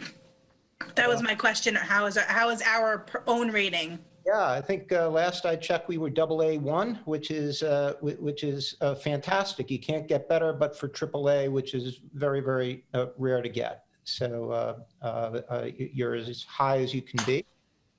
Why are we permanently bonding this, Mr. Beinfeld? Why are we getting back into the business of bans? Well, Councilman, that's absolutely fine. I mean, the town and I know we had some great discussions a couple of years ago. Was with you for a few meetings to discuss, which was super stuff and great questions and great planning. I think at the moment, Councilman, the easiest, yeah, you could certainly take this to permanent debt. That's a longer process. That takes 2 to 3 months. Typically, it just takes longer, while notes can be done very, very quickly with less expense associated with it. But more important than any of that would be for your financial advisors and numbers folks, if you will, to plot out how that would affect, the tax impact with permanent bonding. Our rates are good. I think others will tell you that more important than your rates is the amortization schedule and how that will fold into your existing debt. And as part of what was discussed back in 19 at the decision to bond most, but not everything, and to leave some to come back later and to do notes on, which was a purposeful decision because the rate impact going to permanent bonds, because of how the maturities are required to be structured under the local bond law in New Jersey, accelerates your payment in the earlier years. So correct. What you'd want to, and the comments are good, a discussion as to, but your real answer I think, as opposed to market rates. And market rates, I just checked and went back on my schedules. We bonded for a rate slightly under an effective rate of 1.5% for 10 years last time around. I think if you went 10 years, as you mentioned, rates are still phenomenal and you might even beat that, but you wouldn't. The financial effect of with notes, you are allowed, as opposed to just throwing it all on a back end, the law allows you for 2 or 3 years to have minimal paybacks so that you can better calibrate your new debt into your old debt. So we're kicking the can down the road like we did years ago. What's all important is putting the debt in a way that is best for your tax rate going forward, which is important for the financial planners to do, detailed schedules and a couple years ago. So it may in fact be that paying notes off as you go is a good option. It may not be when you're talking about construction of as opposed to buying some motor vehicle equipment, which has a much shorter, longevity. You hear, and I checked my notes here on this, the firehouse would have a useful life, bondability, amortization capability of up to 30 years. Right. Not that you would necessarily borrow for 30 years because that may not be your optimal entry into the market. So it is appropriate, and this is, really, it's all a rate impact decision on how it hits the taxes. But for shorter lived assets, the idea of, paying off some of the notes as you go might be ideal for that. But you have a limited period under law under which you can just continue to roll notes. It's limited to 10 years.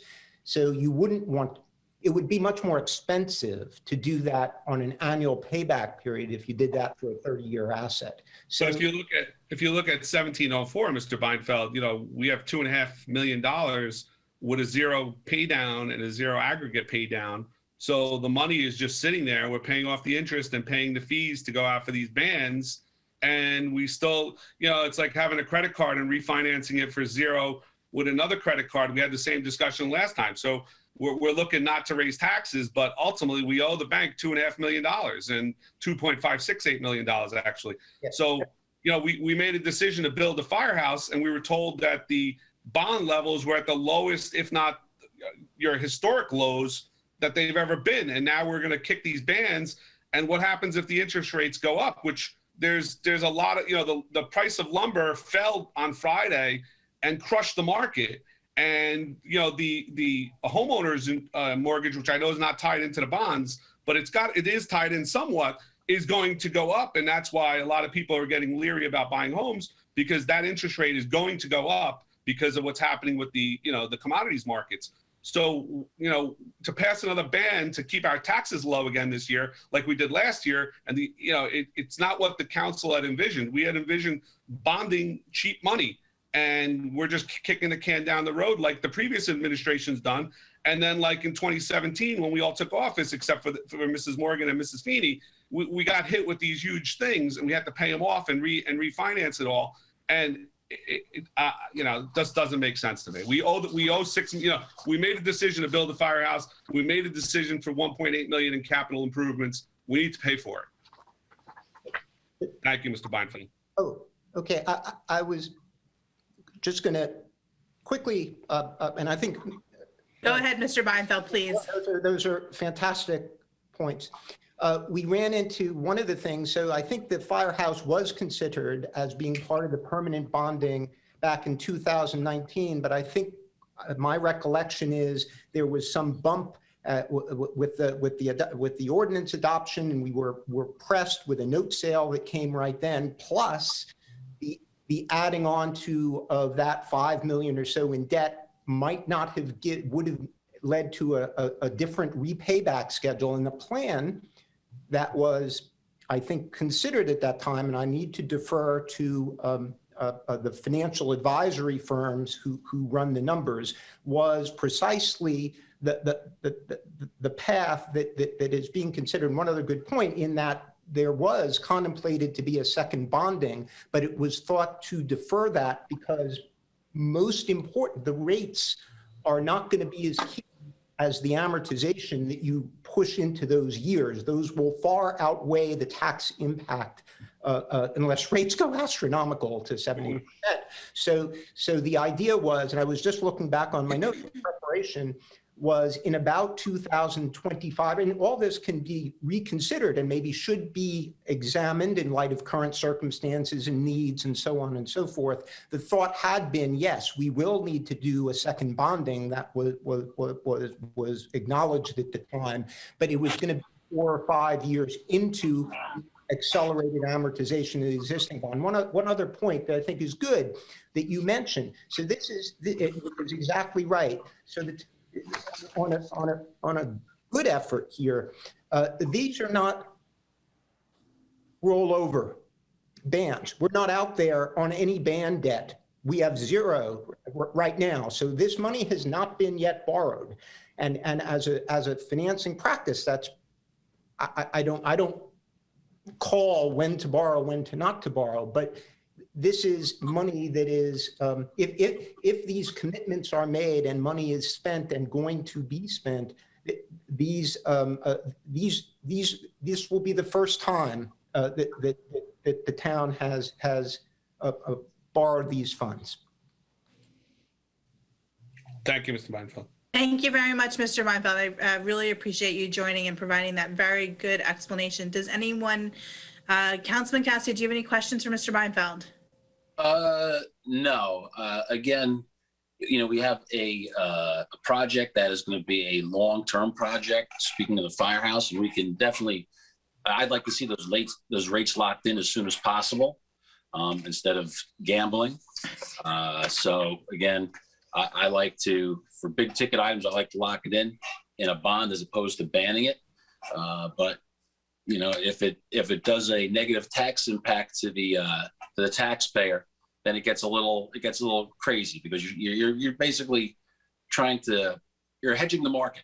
You're taking a gamble, and sometimes we got to go with the band on that. So again, I'll go with the advice of bond counsel at this point. He knows more than I do, and if he feels that's the way to go, I'm okay with it. Thank you. Thank you, Councilman Cassidy. Councilman Sears, please go ahead. Mr. Beinfeld, please educate me on this. If we have notes for a certain amount of funds and we lock it in at a particular rate, does the market affect these rates at all? Will they change the rates? That's a great question, Councilman. The answer, I'm going to give you a yes and a no answer. Okay. So, the yes, the no answer that the market won't affect anything is you do not have what we call, or I see out there, and I don't do this, it's above what I know, where the rate can change on a weekly or a monthly basis, and then you get it different. No. So you're locked in, whatever you get, and I'm not giving you any, or promises here, but if you went, it'll be in the point, within the neighborhood of 0.4, 0.3%. That'll lock you in for a year, or how you can't borrow longer than a year on a note. That's your limit. Okay. And when you roll over that note, or if you choose to take out the permanent financing, if the numbers, as I say, not only the rate influence the permanent, even if but if the amortization as provided by the auditors or financial advisors shows an acceptable debt service schedule when folded into your existing debt, you can take those notes to a permanent bond, as the other councilman was saying, and you can lock that in for the term. Right now, so that's why it's yes and no. Right now, you're going to be locked in, but you'll be locked in for a year. When notes come due, you'll get a new rate or a permanent bond rate, whatever you choose. Great. Thank you very much for answering that question. Mr. Beinfeld, there's costs associated with issuing the bans, right? What are the approximate costs with issuing the bans? I'm not sure. You'd have to ask, your professional crew. I'd say, I don't want to speak for others. from our point of view, it's got to be neighborhood of 5 to 10,000, something like that. I can't speak for your other professionals of what they may charge, but I think it's somewhere in that area. You know, I could get you exact numbers after the meeting. Vice President Morgan, do you have any questions? Nope. I believe you know, we're going to defer to you as the expert, Mr. Beinfeld. So I believe what your explanation that makes me feel comfortable.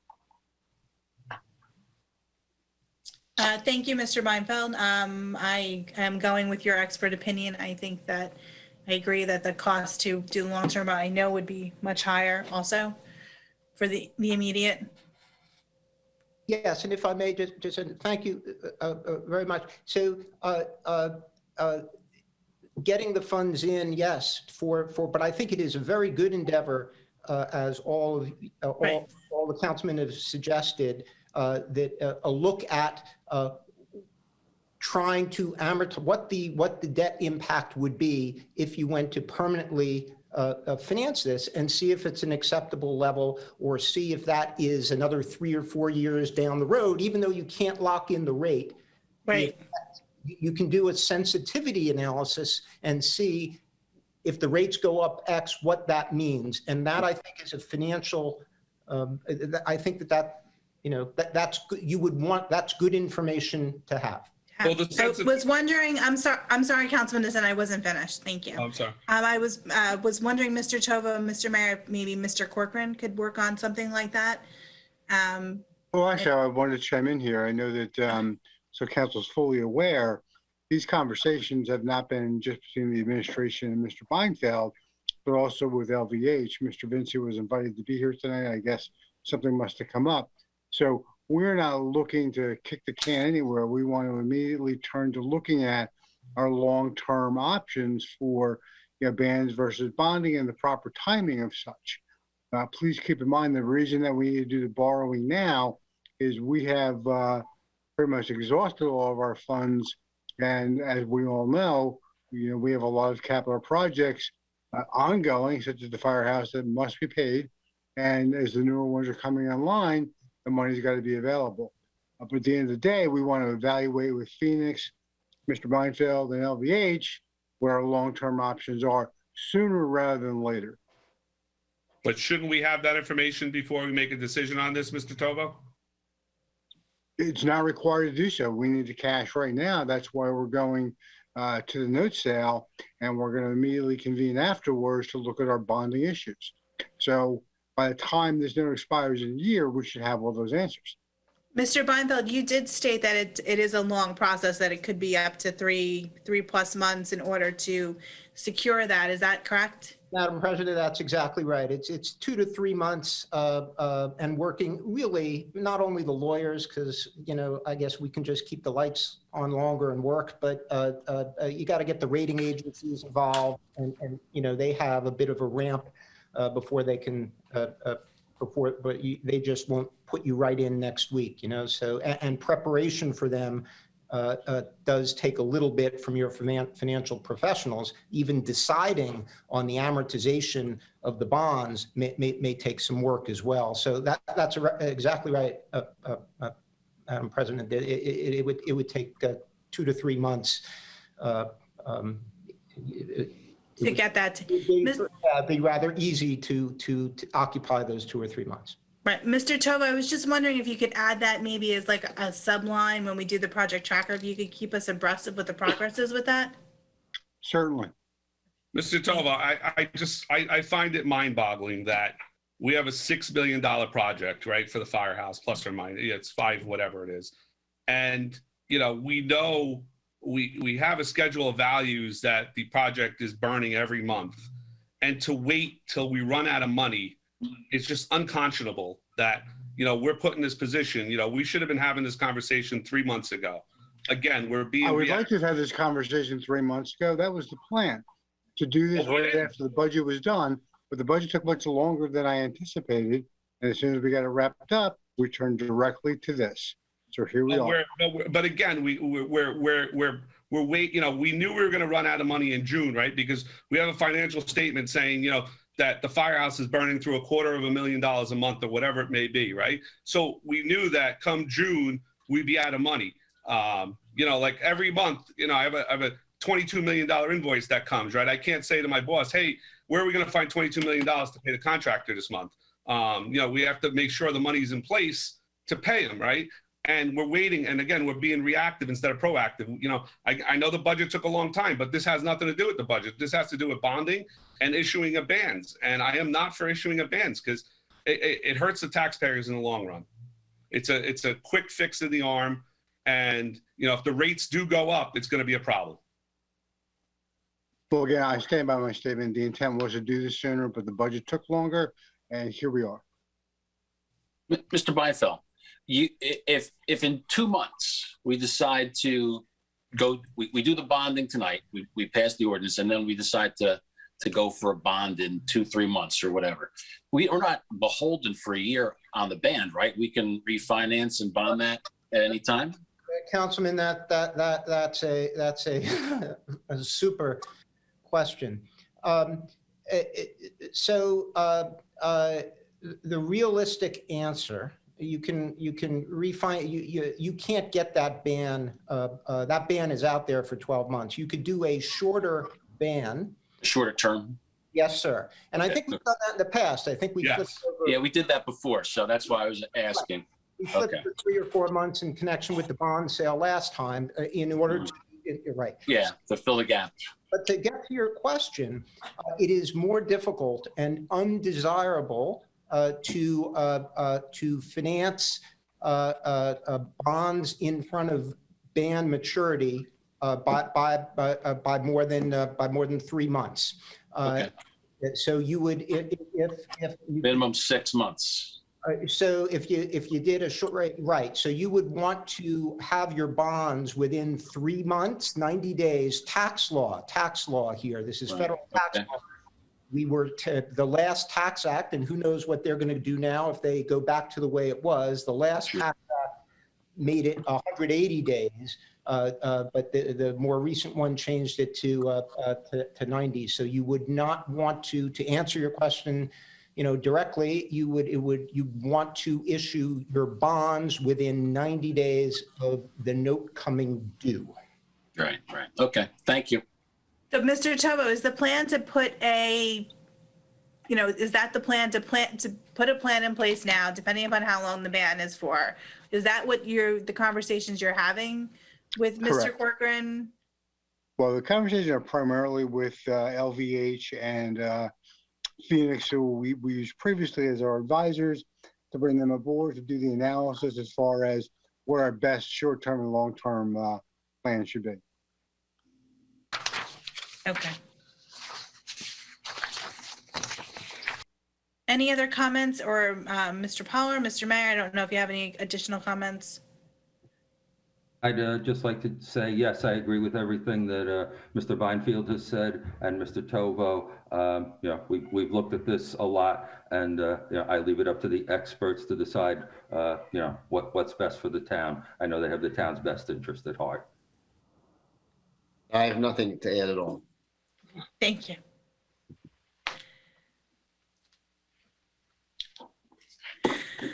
Okay, no other comments. Sue, roll call, please. Sure. Councilman Casio. Yes. Councilman DeSena. Mike, you're on mute. Sorry. No. Councilwoman Morgan. Yes. Councilman Sears. Yes. Council President Feeney. Yes.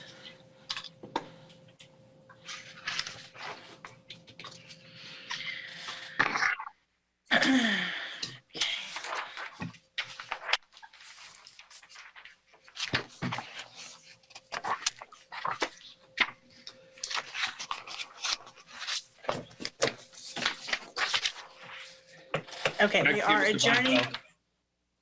Sorry.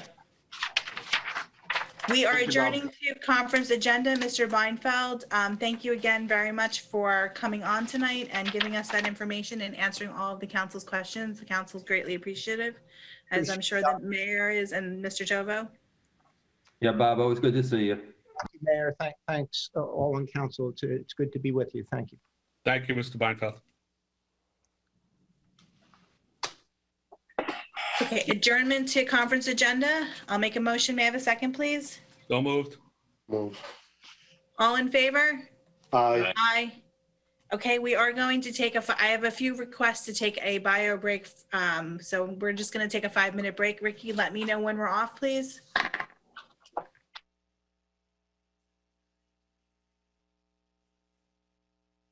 On to conference agenda. I do not have the information yet for the budget, so I'm pulling my line item off, but I was promised I will have it for next meeting. So under financials, 1 is coming off. Ordinances and legislation. Number 1 is Mr. Poller and our clerk Sue for outdoor dining resolution. So you have the floor. Okay, I guess it was a little while ago, the governor had signed into law a Senate bill that dealt with outdoor dining. It was a few months ago already, so I mean, things have taken a big leap since then in terms of COVID and, you know, people going in, out, whatever, wearing masks, not all that kind of stuff. However, this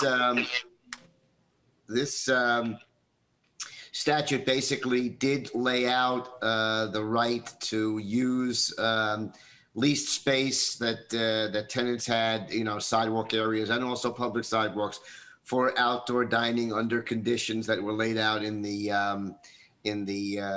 bill. It was intended, obviously, to help restaurants and businesses survive, and so it actually tried to make things more uniform. The zoning officer becomes the person who gets the application. Right now, we have it goes to the administrator. That was our adopted procedure that we had before this law went into effect. But it basically just continues, the outdoor dining capability for restaurants and so forth. And I think it's got an outside date that it expires November. Thought it was November 22. November, let's see. I think it's end of November, I believe. Is this permission, so to speak, and the law basically ends unless it's renewed. And obviously, the things could be different, should be different, could go back. Who knows? You don't know what's going to happen. And then there's also, I see as part of this, there's the temporary permit license for the ABC in here too. So yeah, we don't get involved with, I mean, the ABC is the ABC. That's not yours And I haven't heard anything about that this year. no, but my question was more of that we need to have that in here, correct? Saying that they're responsible. Yes, right. That was where I was going. Yeah, yep. So. Councilman Casio, any questions or comments here? You're on mute. Just you're on mute. Thank you. Sorry. I guess my only question, Ken, is if this will definitely expire once the state says no longer. Is that correct? Once they come up with their expiration date? Well, the expiration date now, I believe, is a November date, and I think it's in here. As a matter of fact, I know it was in the law. It's in here. Okay. Definitely. November. It's definitely in here. Yeah. Okay. Ken, it's on number 6. Right. Number 6 on page 6. It looks like in accordance with the terms, the expiration date of any COVID-19 expansion permit issued by the Director of Division of ABC. Okay. November 30th, 2022. I guess my question is, if and when this expires, would we be able to extend it at all? I mean, to let them have their outdoor dining too? Well, that would be a zoning thing. Of course. Well, you change your zoning. You would be in control of it if you wanted to. Certainly, you're the ones who control whether these restaurants can have outdoor dining. So if you want to go past it, well, that's what I thought. I just wanted to make sure because I think a business, we see that they can function outside. Yes. Now at longer things, and I think it's horrible to say, but I think it's something that came from COVID because people were outside dining. To be honest with you, and it would be up to the business to decide, hey, we can continue this and make more money, or we need the parking. So that's something I think we might want to keep in mind, because it really should be up to the business. Obviously, we don't want to have it unsafe or unsightly, but just an idea. So I'm okay with it. For this, I'd like to extend it to the state's maximum to give them the opportunity to do what they need to do. So I'm okay. Good idea. So anyway, I'm good. Thank you. Councilman DeSena? No comments, Mrs. Sweeney. Councilman Sears? I agree with Dr. Cassio. He's right on target with this. Vice President Morgan? I'm good. I'm good also. I think Dr. Cassio has stated it all, and I think it's good for the restaurants. I like the outdoor dining, so I think it's a positive for the town. Well, you know what you could do? I know it says draft on it. Why don't you just slap a number on it and take a vote? Okay. All right, I make a motion I'm good to with it. put a number on it. I'll second it. Sue, what's next? I want to say 21-11. Okie dokie. Resolution number 21-11, affording opportunities for restaurants, bars, distilleries. So 2111 resolution? Oh, I'm sorry. I'm thinking ordinance. I'm sorry. You're right. I'm sorry. Are we at like 200 and something? 248 or something, 249. I know, right? I'm sorry.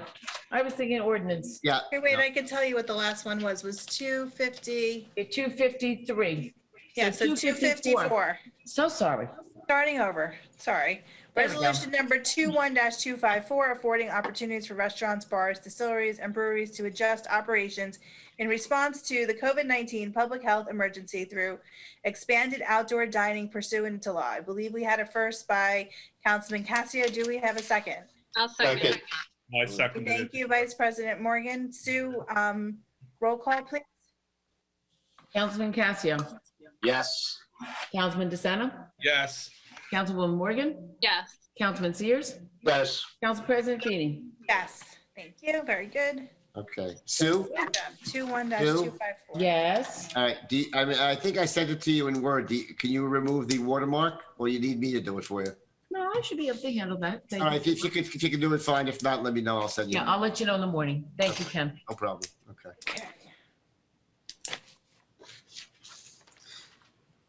Mr. Power, you're up again. Cannabis law, follow up. Okay, so Governor also signed a law about cannabis, legalizing it, which changed a fair amount of things in terms of criminal activity and also abilities to sell products and distribute this, that, and the other thing. So basically, the law provided a window of opportunity, and I think the date is August 21, if I'm not mistaken, where the municipality can opt out of allowing the activity that's permitted by law. And to do that, you have to enact your ordinance. If you remember, we did quickly reenact our ordinance that we had previously because it was automatically void by the law. And so we threw that back in, but now we should be doing a full ordinance about whether you're opting out entirely and so on and so forth, or whatever activities you want to permit, that kind of a thing. The League of Municipalities did put out a template early on, which I did send. Sue, did you include that in the package? I didn't see it in my package, but. Yeah, well, there is an ordinance in there. There was? Okay. That was the one that we had, that's the one that we had done. Well, we had done one, but there 2108. was also one from the league that was also put out, but it basically was an opt-out of everything. Well, I would definitely make a motion to opt out of everything. I'll second it. We don't get involved at all with this. Right, my only question is that, so the 5-year period, right, per this, okay, and then we have a 180-day window past the 5 years? You have right now you have, I feel, in 5 years? In 5 years, yes, that's my. I believe so. I think it reconvenes the 180-day routine, yes. So we have to re-adopt in 5 years and 180 days. Yeah, let's talk about that in 5 years and 180 days. Okay. Are you telling us something, Mr. Pollard? Yeah. Okay, and then the local cannabis tax gets, just so 2% for a cultivator. All right, so I'll have this ordinance on for introduction at the next meeting. All right, so July 12th. Yep. Okay, thank you. And let me say this too, July. So, again, I just want to deal with it right now. I think that, the ordinances are good, but you got to wait the 20 days for it to be effective. I think you should adopt the emergency capability to make it effective immediately, even though, somebody might say, oh, what's the emergency? But that if you want something effective, it does deal with public health and things of that nature. So I'm going to recommend that I do an emergency resolution. Fine. So then we have for the July 12th. For the second, it'll be on the second meeting. July 12th is the next meeting, and then August 9th is the following meeting. Okay. You're going to do an emergency resolution. Right. Okay, perfect. Thank you. Okay. Sue, you got that? I got it. Great. Okay. Item number 3 is acquisition of property swim club.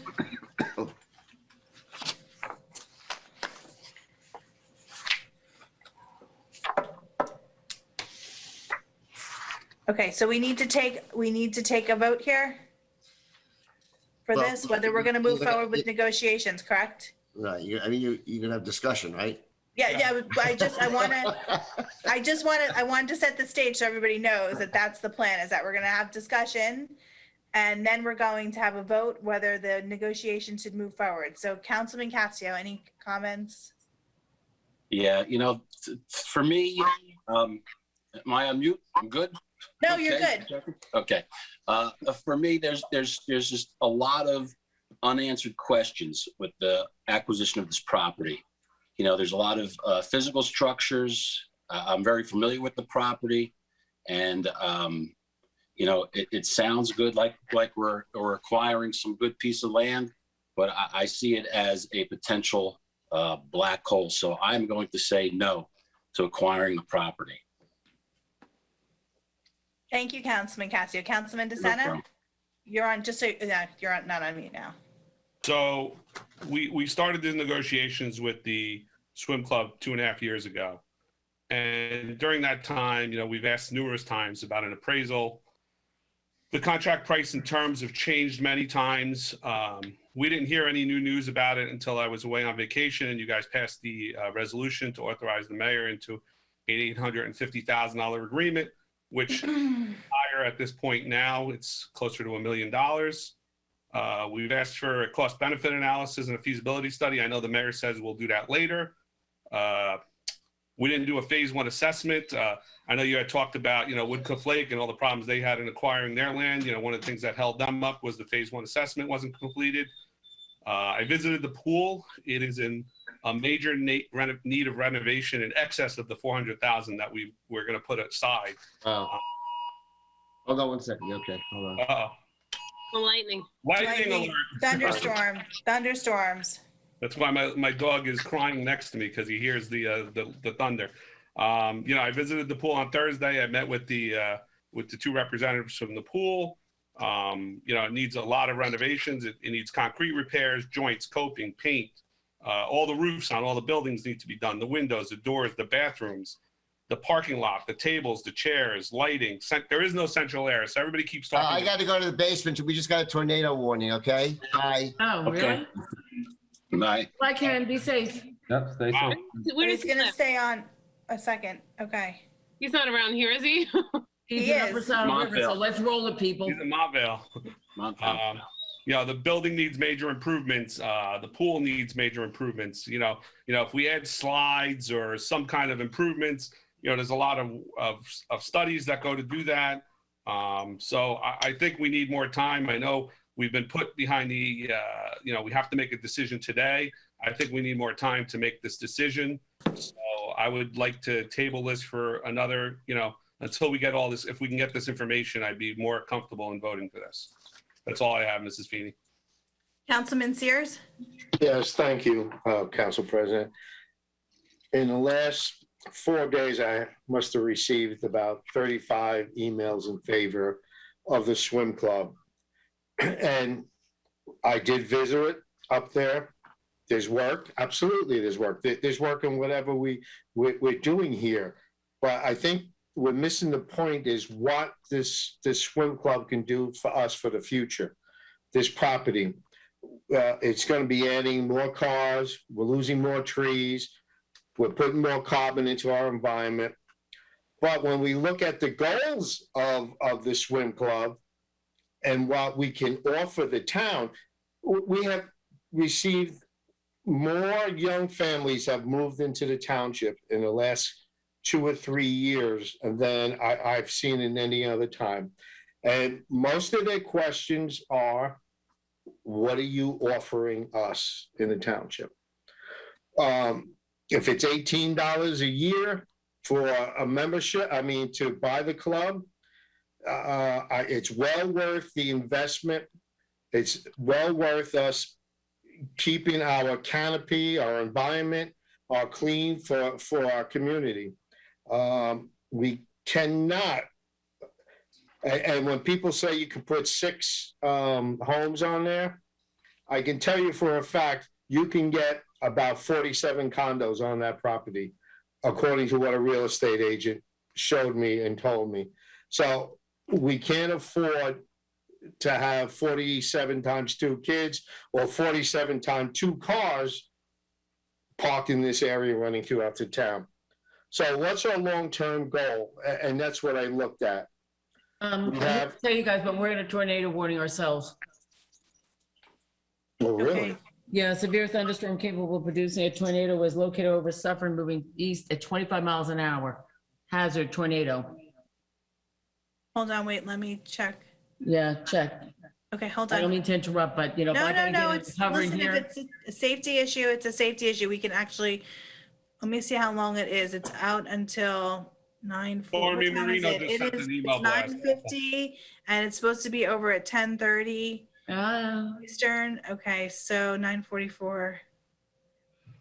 Over Suffern, moving east at 25 miles per hour. Hazard. River, Haverstraw, and Orangeburg. Oh my gosh. And that's my area, guys.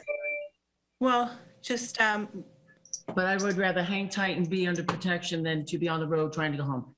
Yeah, don't. Okay, it's also including New City, Spring Valley, Ossining, Woodbury. It's the entire area until 10:30. So let's. Well, we could just start wrapping up a little bit, please.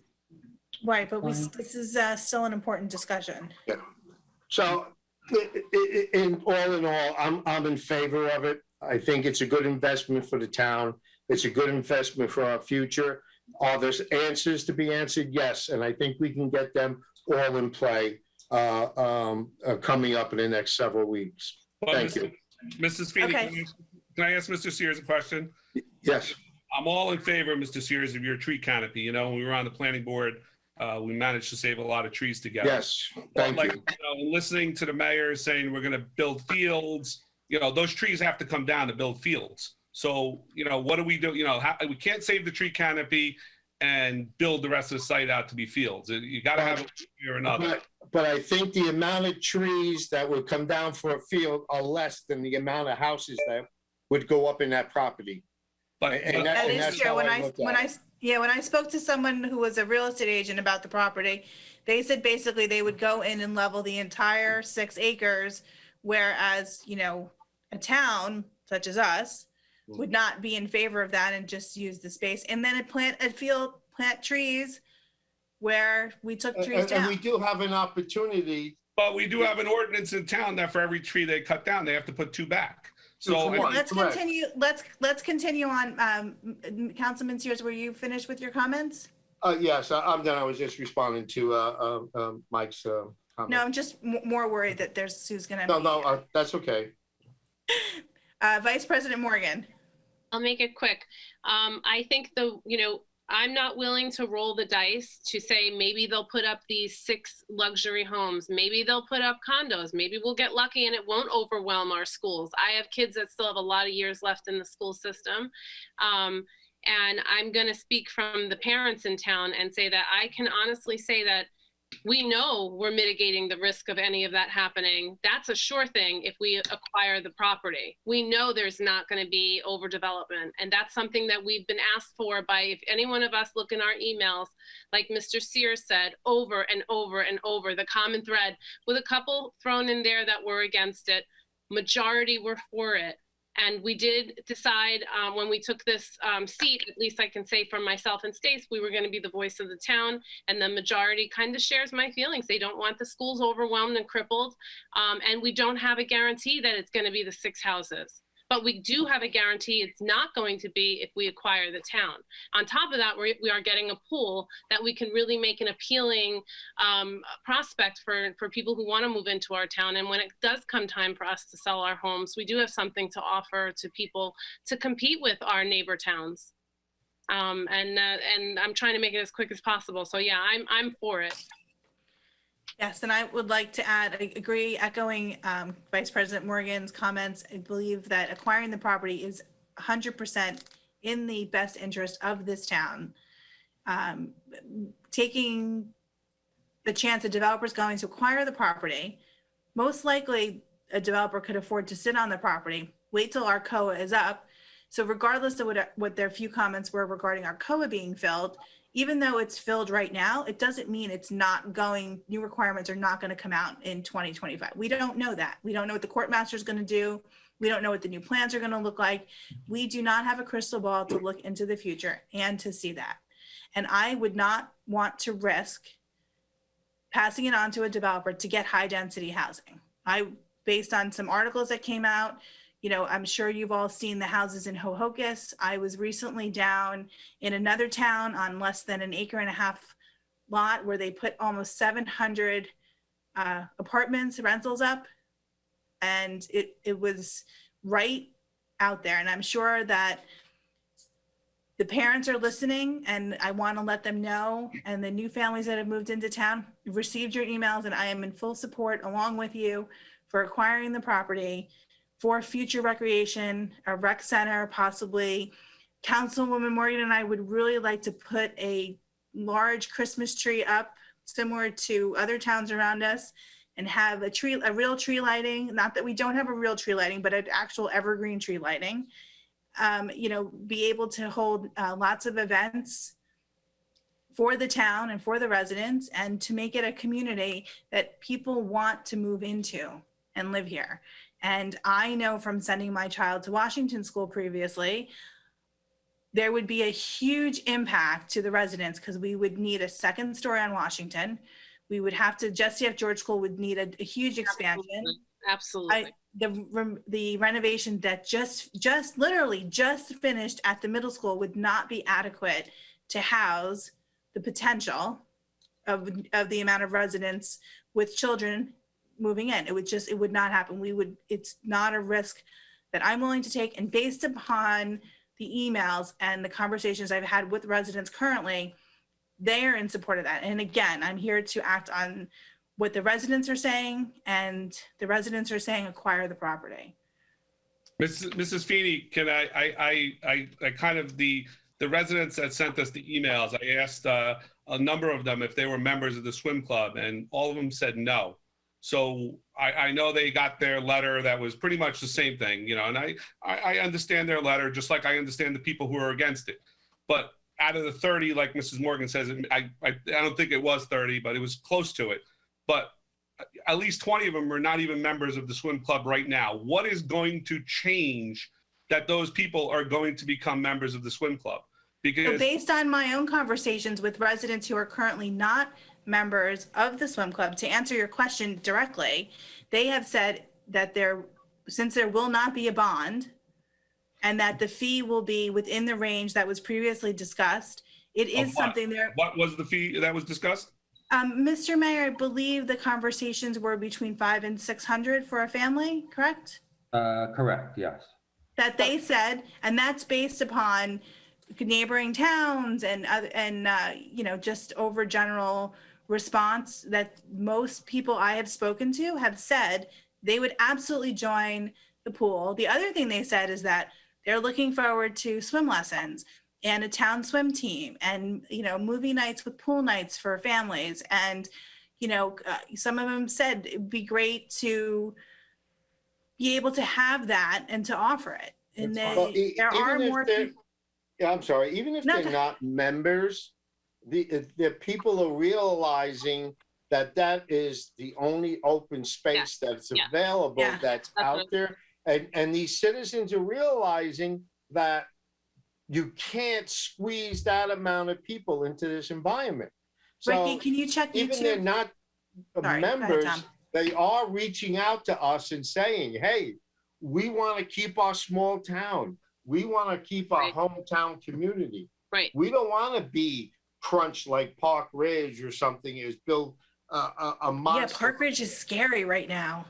So, But we're comparing ourselves to corporate parks, the Mercedes-Benz corporate park, which is like 50 acres. No, I'm just comparing downtown Park ourselves Ridge. to that small piece of property that's on Park Ridge and what they built there. Correct, but that was the town. That was what the town master plan decided to put there. That they wanted a transit village. But the residents are telling us they don't want to see that.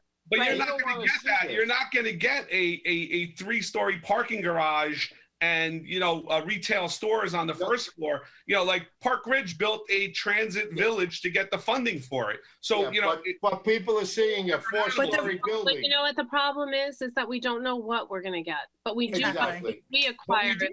Because like we said to the guy at 450, we said it's zoned for residential. This is zoned for residential.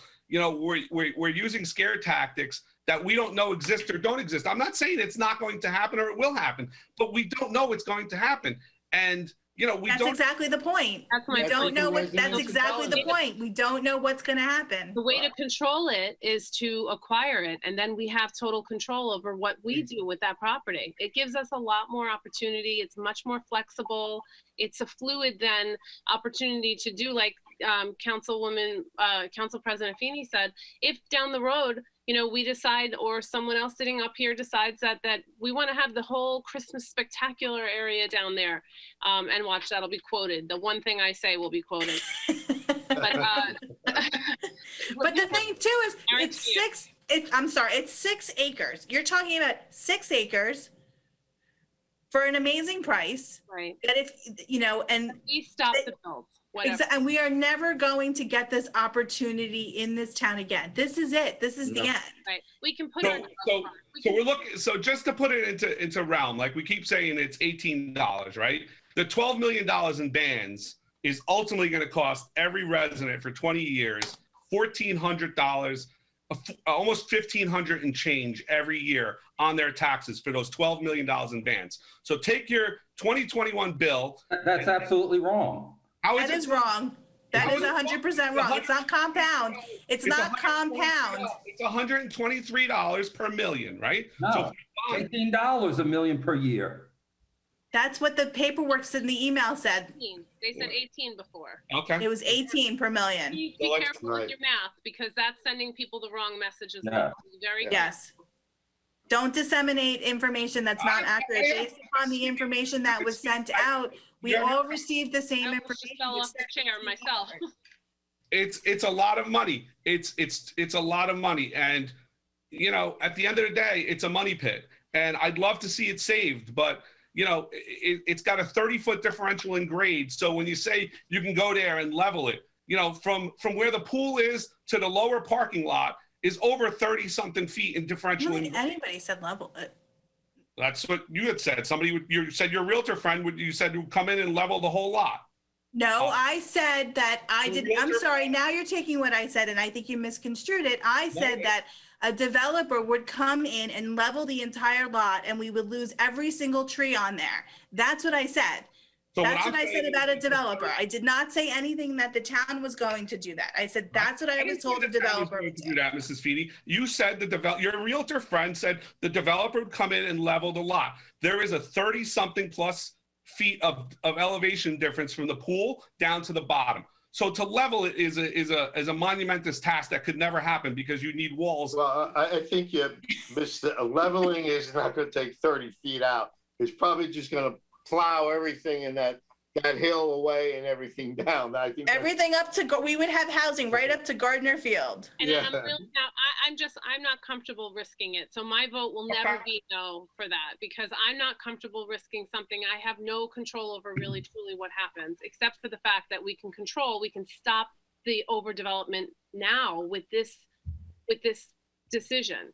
So I know where I'm voting with my heart and the thought of the residents in mind, and the fact that it's $18 per million. It's not going to cripple any one person. It's not going to raise our taxes. But what will cripple us is the populated schools. Yes.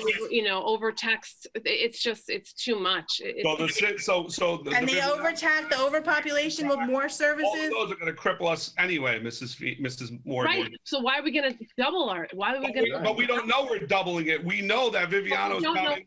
We know that Franklin's coming. We know the other ones are coming because they're all approved as part of our co-agreement. So then why not take this property and not let it go to that? That makes more, based on what you just said, that makes much more sense than taking a chance and waiting till 2025 and see what the town's fate is. And that is not fair, as we're sitting here and the residents have repeatedly come to us on council meetings, at the zoning board meetings to the zoning board members, at the planning board meetings to the planning board members, to the mayor, to the administrator. They have all said, stop overdevelopment. There have been repeated articles in the Pascack Valley Press saying you are not supporting us in banning or preventing overdevelopment. I am here to say, and I know Councilman Morgan's with me, that we are for stopping overdevelopment in our town. And I know Councilman Sears loves every single tree, and he is definitely for not overdeveloping our town. We need to stop. But Mr. Sears, we let Gorga Place get an automatic approval on 12 acres, and we're going to cut down almost every tree there. So we didn't approve it. We didn't allow it to happen. Well, we did. No variances. Yeah. What's that? It needed no variances, and that could potentially be the same thing that happens with the swim club property. It would need any variance. No variances. That's very true. Yeah, Mr. Mayor, Mr. Tovo, do you have any comments regarding this? I do, yes, thank you. In the sake of saving time, did every one of the council members read the statement I put out on Facebook? Yes. Yes. Okay, so those numbers, prove, although some estimates had to be made, that it's going to be a loser to develop it in any way, shape, or form, because it costs $20,000 to educate a child in our school system. And so we're talking about money, money, money. Well, we're going to put money into subsidizing kids in the school system. I'd rather improve an open space for a lot less money than spending money to put a child through K through 12 for all those years at $20,000 per head. It's only going to go up if we have to increase the school's actual size. Yeah, so, when we talk about money, let's talk about all the aspects of money. Even if we have to put, some more in than what we're agreeing to. We're getting 6 acres of property for $1 million, including $400,000 in improvements. It's a steal for us, for future generations. I can see us 10 years looking back, maybe not any of us, but different people, and say, that mayor and council really screwed up. They let that property go when they had the opportunity to buy it for $18 a year for 20 years. That includes, again, $400,000 in improvements. So even if we had to up that, I'm hoping we don't get me wrong. But even if we had to up it from 400 to 600 to make it a good swim club. Again, we tried for a couple years, like we have promised the swim club we would, for them selling it to us at a very good price, because they recognize that they want to keep it open space also. They could easily have told us, we're taking one of our offers for $2 million, but they want to see it open. They're trying to be good neighbors. I appreciate that a lot in the negotiations I did with them. They could have said, hey, we're in it for ourselves. We're going to get every dollar. They didn't do that. There's a lot of reasons to do this now. Like everyone has said who is in favor of it. We passed this up tonight it's gone. It's not like we can change, we're talking about bans versus bonding.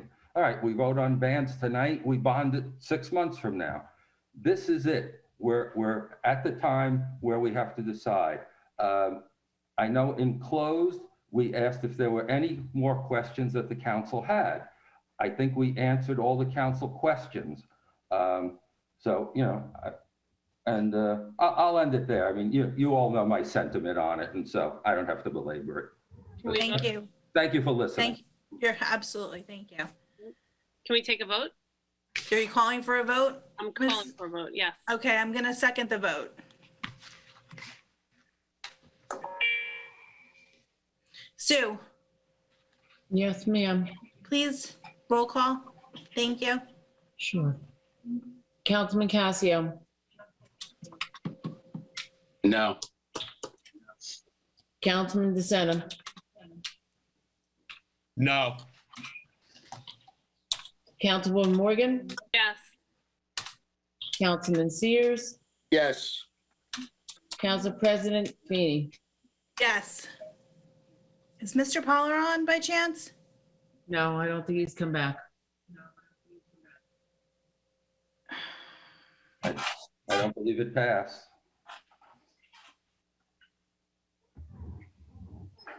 But and my thought is you're not voting on an ordinance or bonded, well.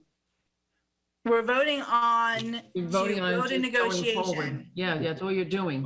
What we were voting on was an offer to submit, because the Yeah. swim club later this week wants to look at all the offers. If we do not submit this offer, they're going to look at the other offers and make a decision. I don't think you need 4 for this one.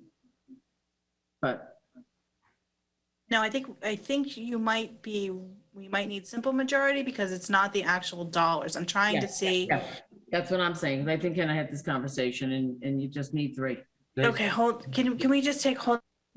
I want this second to none. However, it's not fair to the swim club to say we're putting in an offer that we can't finance if we're not going to have the votes for it. Well, I'm thinking too is that we are going to be here again on Thursday night. I mean, if we can get an answer beforehand from Ken. No, but basically what the mayor's saying, if there's no real confidence that we're gonna pass it, even if it needed 3, it doesn't, it's wrong to do to them.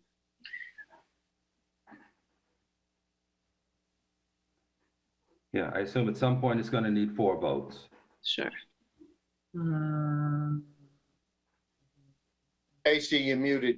Yeah, she's purposefully muted. Yeah, sorry. So yes, okay. So I just because he's in his basement because I guess his sirens on his phone are going off from the tornado. He said that yes, it passes, and it'll come down to bonding. But Ken says yes, it passes for negotiation. Right.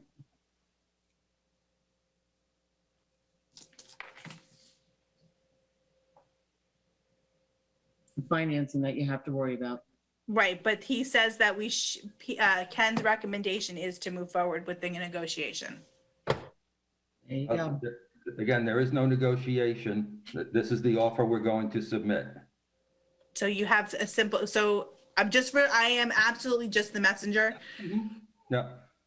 So Per the vote now, you have authorization.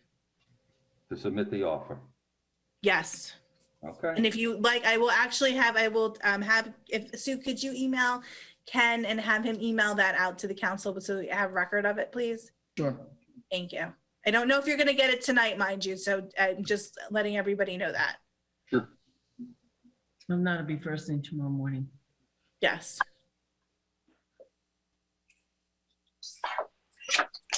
Do we need does any council member need any further information? Not at this time. No.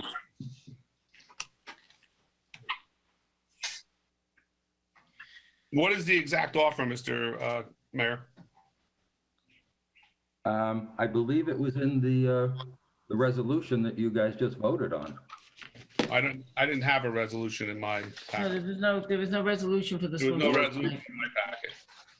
Oh, I thought Ken had included it. No, he did There not. was no resolution. He said we're just moving forward to go further, the next step. That's what this vote was. Okay, let me say then there was a mix-up. The offer is 600,000 for the property and an agreement to spend another 400 in improvements.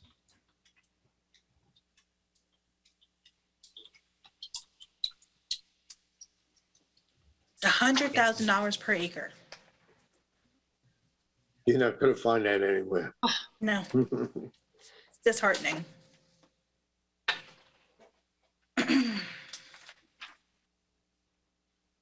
Okay, that's the end of conference agenda. What about tree replenishment? Oh, trust? sorry. Oh, Mr. Sears. Tom. yes, hi. I'm just watching the lightning bounce behind me. I know. What we were talking, especially as has been, and Mike's familiar with it, about the amount of trees that are coming down with the properties that are being built. You have Viviano's, you have Gorga, you have Fillmore. We are at a point now where they're taking 200-300 trees down on these properties. And in some of the areas, it can't be for a 2-for-1.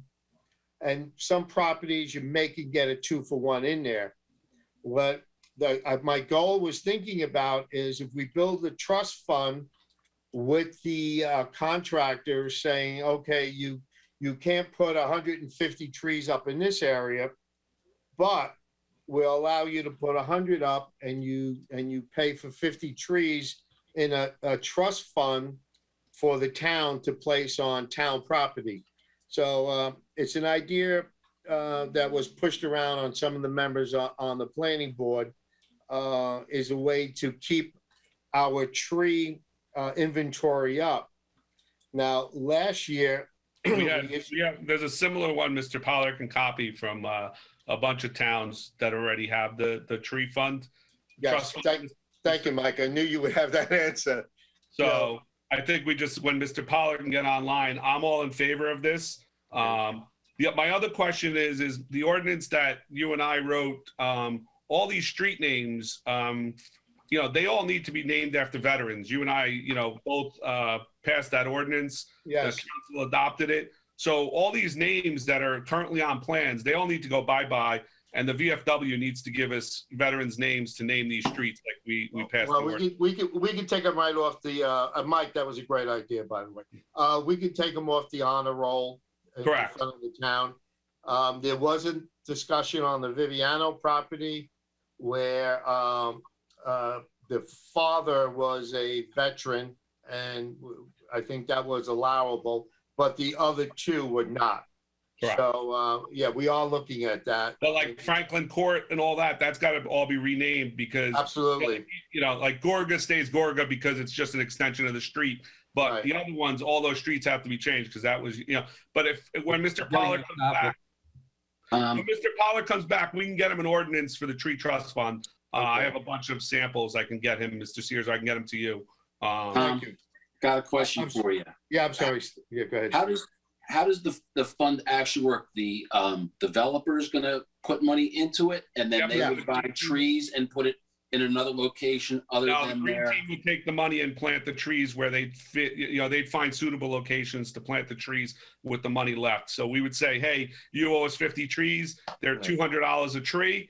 The money would go into the trust fund. The green team would then find the location to buy 50 trees, and they would have a landscaper, or they would plant them themselves. Mike, that initially getting the money, is that going to be part of the application process? Correct. Correct. Okay.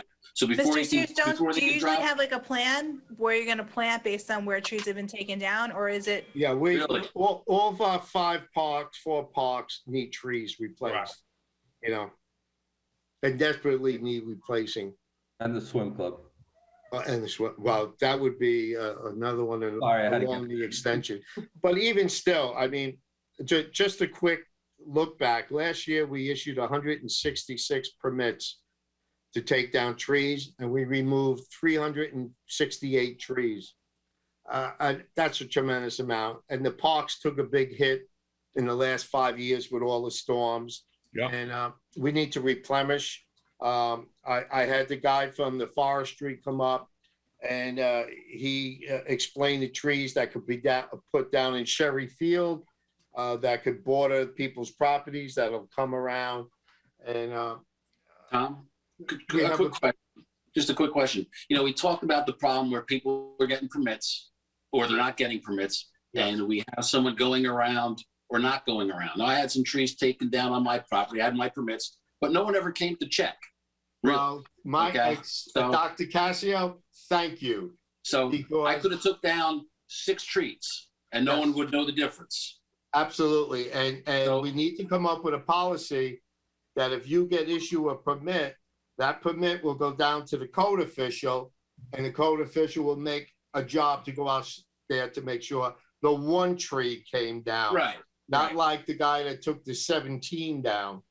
Well, that's the thing that, you want to do this for, for developers and people that are doing it, but who's going to do the counting? That's what I'm concerned. It sounds nice. We're going to have a fund, but who's going to actually do that legwork? Because that legwork needs to be done. Right. Shouldn't it be the code enforcement? Shouldn't it be part of code enforcement? I mean, wouldn't that technically fall if it's part of the ordinance, and then doesn't that fall in the same realm as the code enforcement? Yeah, every tree permit that's issued, that code official should get a copy of it, and he should visit that site to see. It's just like a plumbing inspection or an electrical inspection or whatever else, whatever else you get when you do a building, right? Yeah. So. Yeah. Absolutely. I mean, I guess you just give it to code, because that would be the tree inspector theoretically. Right. So maybe Mr. Mayor, Mr. Tovo, we could come together and give those copies of the tree permits to the code official where he can go out and take a look. Of course. Something we can, control. And if you're around town on a Saturday, all you hear are chainsaws and these trucks rolling all around. So. Well, a lot of those chainsaws on the weekends, they're actual homeowners doing it. Yeah. A lot of times they're homeowners, because that's the only time you get them. And all I can warn the homeowners, don't do it, because we had that problem on Colonial where we had to medevac that guy out. And I don't know how he's doing right now. I don't know either. So is it the homeowner's responsibility typically, Tom, or is it the tree company's responsibility? It's both. It falls on a homeowner. And here's the issue that I wanted them registered, number one, so we know who's coming into town.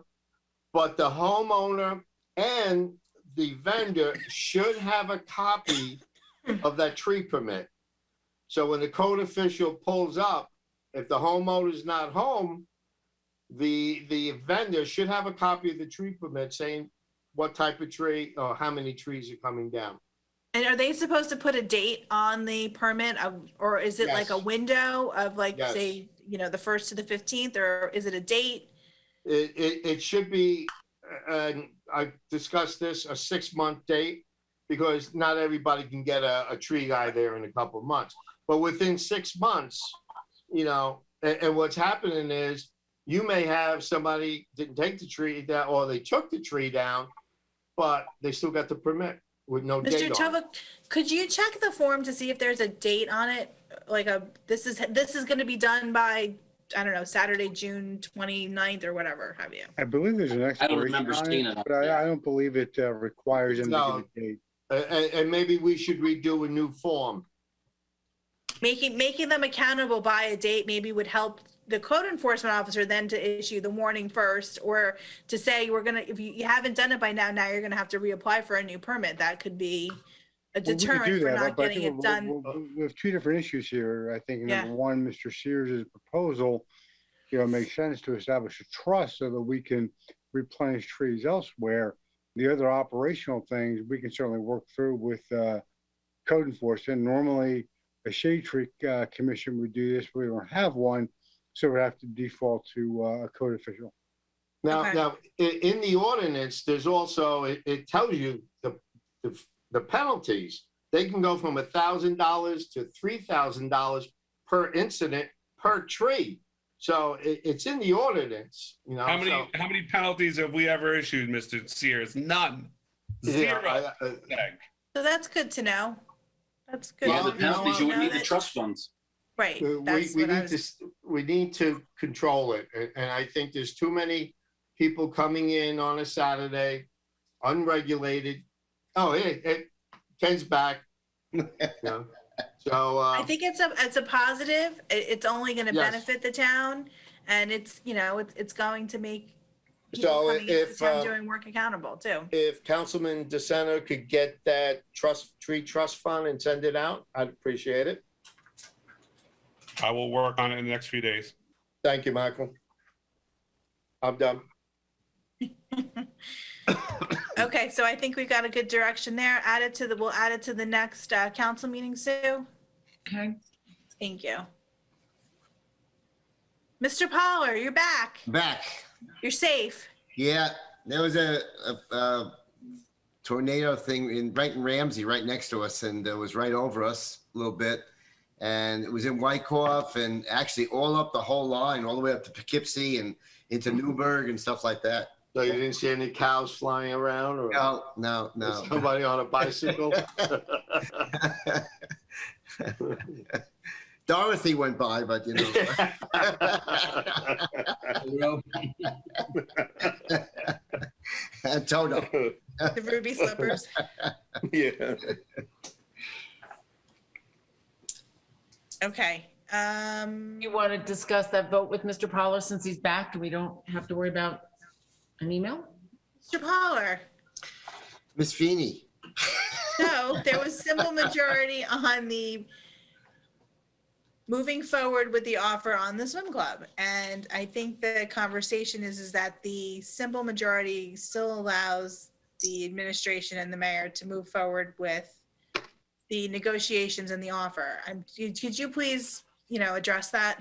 Right. Well, that part of it's correct in terms of being able to continue with the process of negotiating and even to the point of considering documentation and things like that. The fly in the ointment obviously is if you intend to pay for it with bonding, and if you don't have 4 votes ready for bonding, then you're certainly not going to be passing ordinances and signing contracts if you can't pay for the property. So.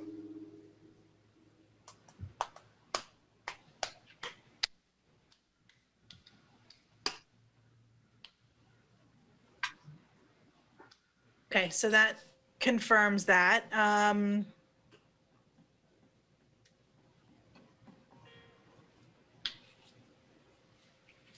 Is there any appetite of the 2 people who voted no to change that depending upon information in the future, or is it an absolute no? It's a no for me. Okay. Michael? We voted before, same. Okay, same. Okay. All right. You're on mute. You're on mute. Desiree, you're on mute. Desiree, you're on mute. Sorry, I'm having a hard time wrapping my brain around the fact that we're voting for open space. Really, we really are. And we're saying no. So I just wanted to be clear. That's ultimately, it's not just the swim club. You guys are voting for no against the open space and allowing to have it built. Especially with the conversations that happened of late couldn't believe we didn't acquire Viviano. All these other properties that have come up that the town hasn't acquired, it's actually unfathomable that this is where we are. I'm sure that community up there are not going to be happy. People increase in the traffic, increase in school, increase in the taxes. We have an opportunity to plan for the future. We should not throw that future away. We should not. I really ask the 2 councilmen, please come with a solution that would help us move forward with this. Both of you got great ideas. You've been in the township a long time. you see what's happening to the town. We're being crowded, we're losing space. The schools are getting overcrowded. We're gonna have to put something in Washington School, that's for sure. That's gonna have to get bigger. Just the middle think school. about it. Yeah, I mean, we're gonna be increasing taxes more than $18. That's for sure. That's for sure. That's all I have to say. Thank you. Thank you.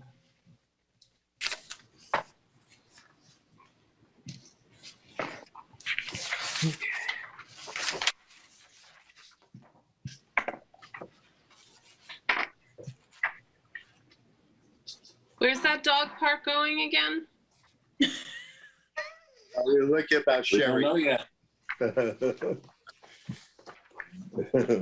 Yeah, it just got passed as part of the capital budget, so now we can start to look at it. When is the bocce ball court coming, Mr. Mayor, at Martini Park?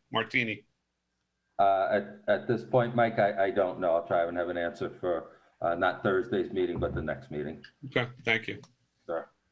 There's just so much opportunity, and I just feel like we're missing it. We're really, truly missing the opportunity, and we're rolling the dice and gambling with the fact that, no, they're not going to build there, but they could build a ton of, really high-density housing. And That's right, they will build. yes, I know. Everywhere, all of our neighbors, if you have any pulse on real estate, all of our neighboring towns are getting built up. I mean, we're like the last little, gem, because we were able to kind of protect it, but we're not doing that. We're not protecting it. We're taking a gamble and saying, oh, it's not zoned for that. It's not this, it's not that. At least I can say I tried. So I agree with you 100%. I actually am going to implore the mayor to please continue with the swim club and see if we can find a way. Oh, I'm sorry. I certainly will. I'm going to do what I can. I usually don't say this. My phone is lighting up with a lot of disappointed residents. I've gotten about 6 emails already stating that they actually cannot believe that this occurred tonight. I have 15 at this time. it speaks for itself. So I'm going to say loud and proud, I was a yes. I was a yes. But that's fine. Let the chips fall where they may. Well, it's only going to be a detriment to the children of our community ultimately, and to our way of life here.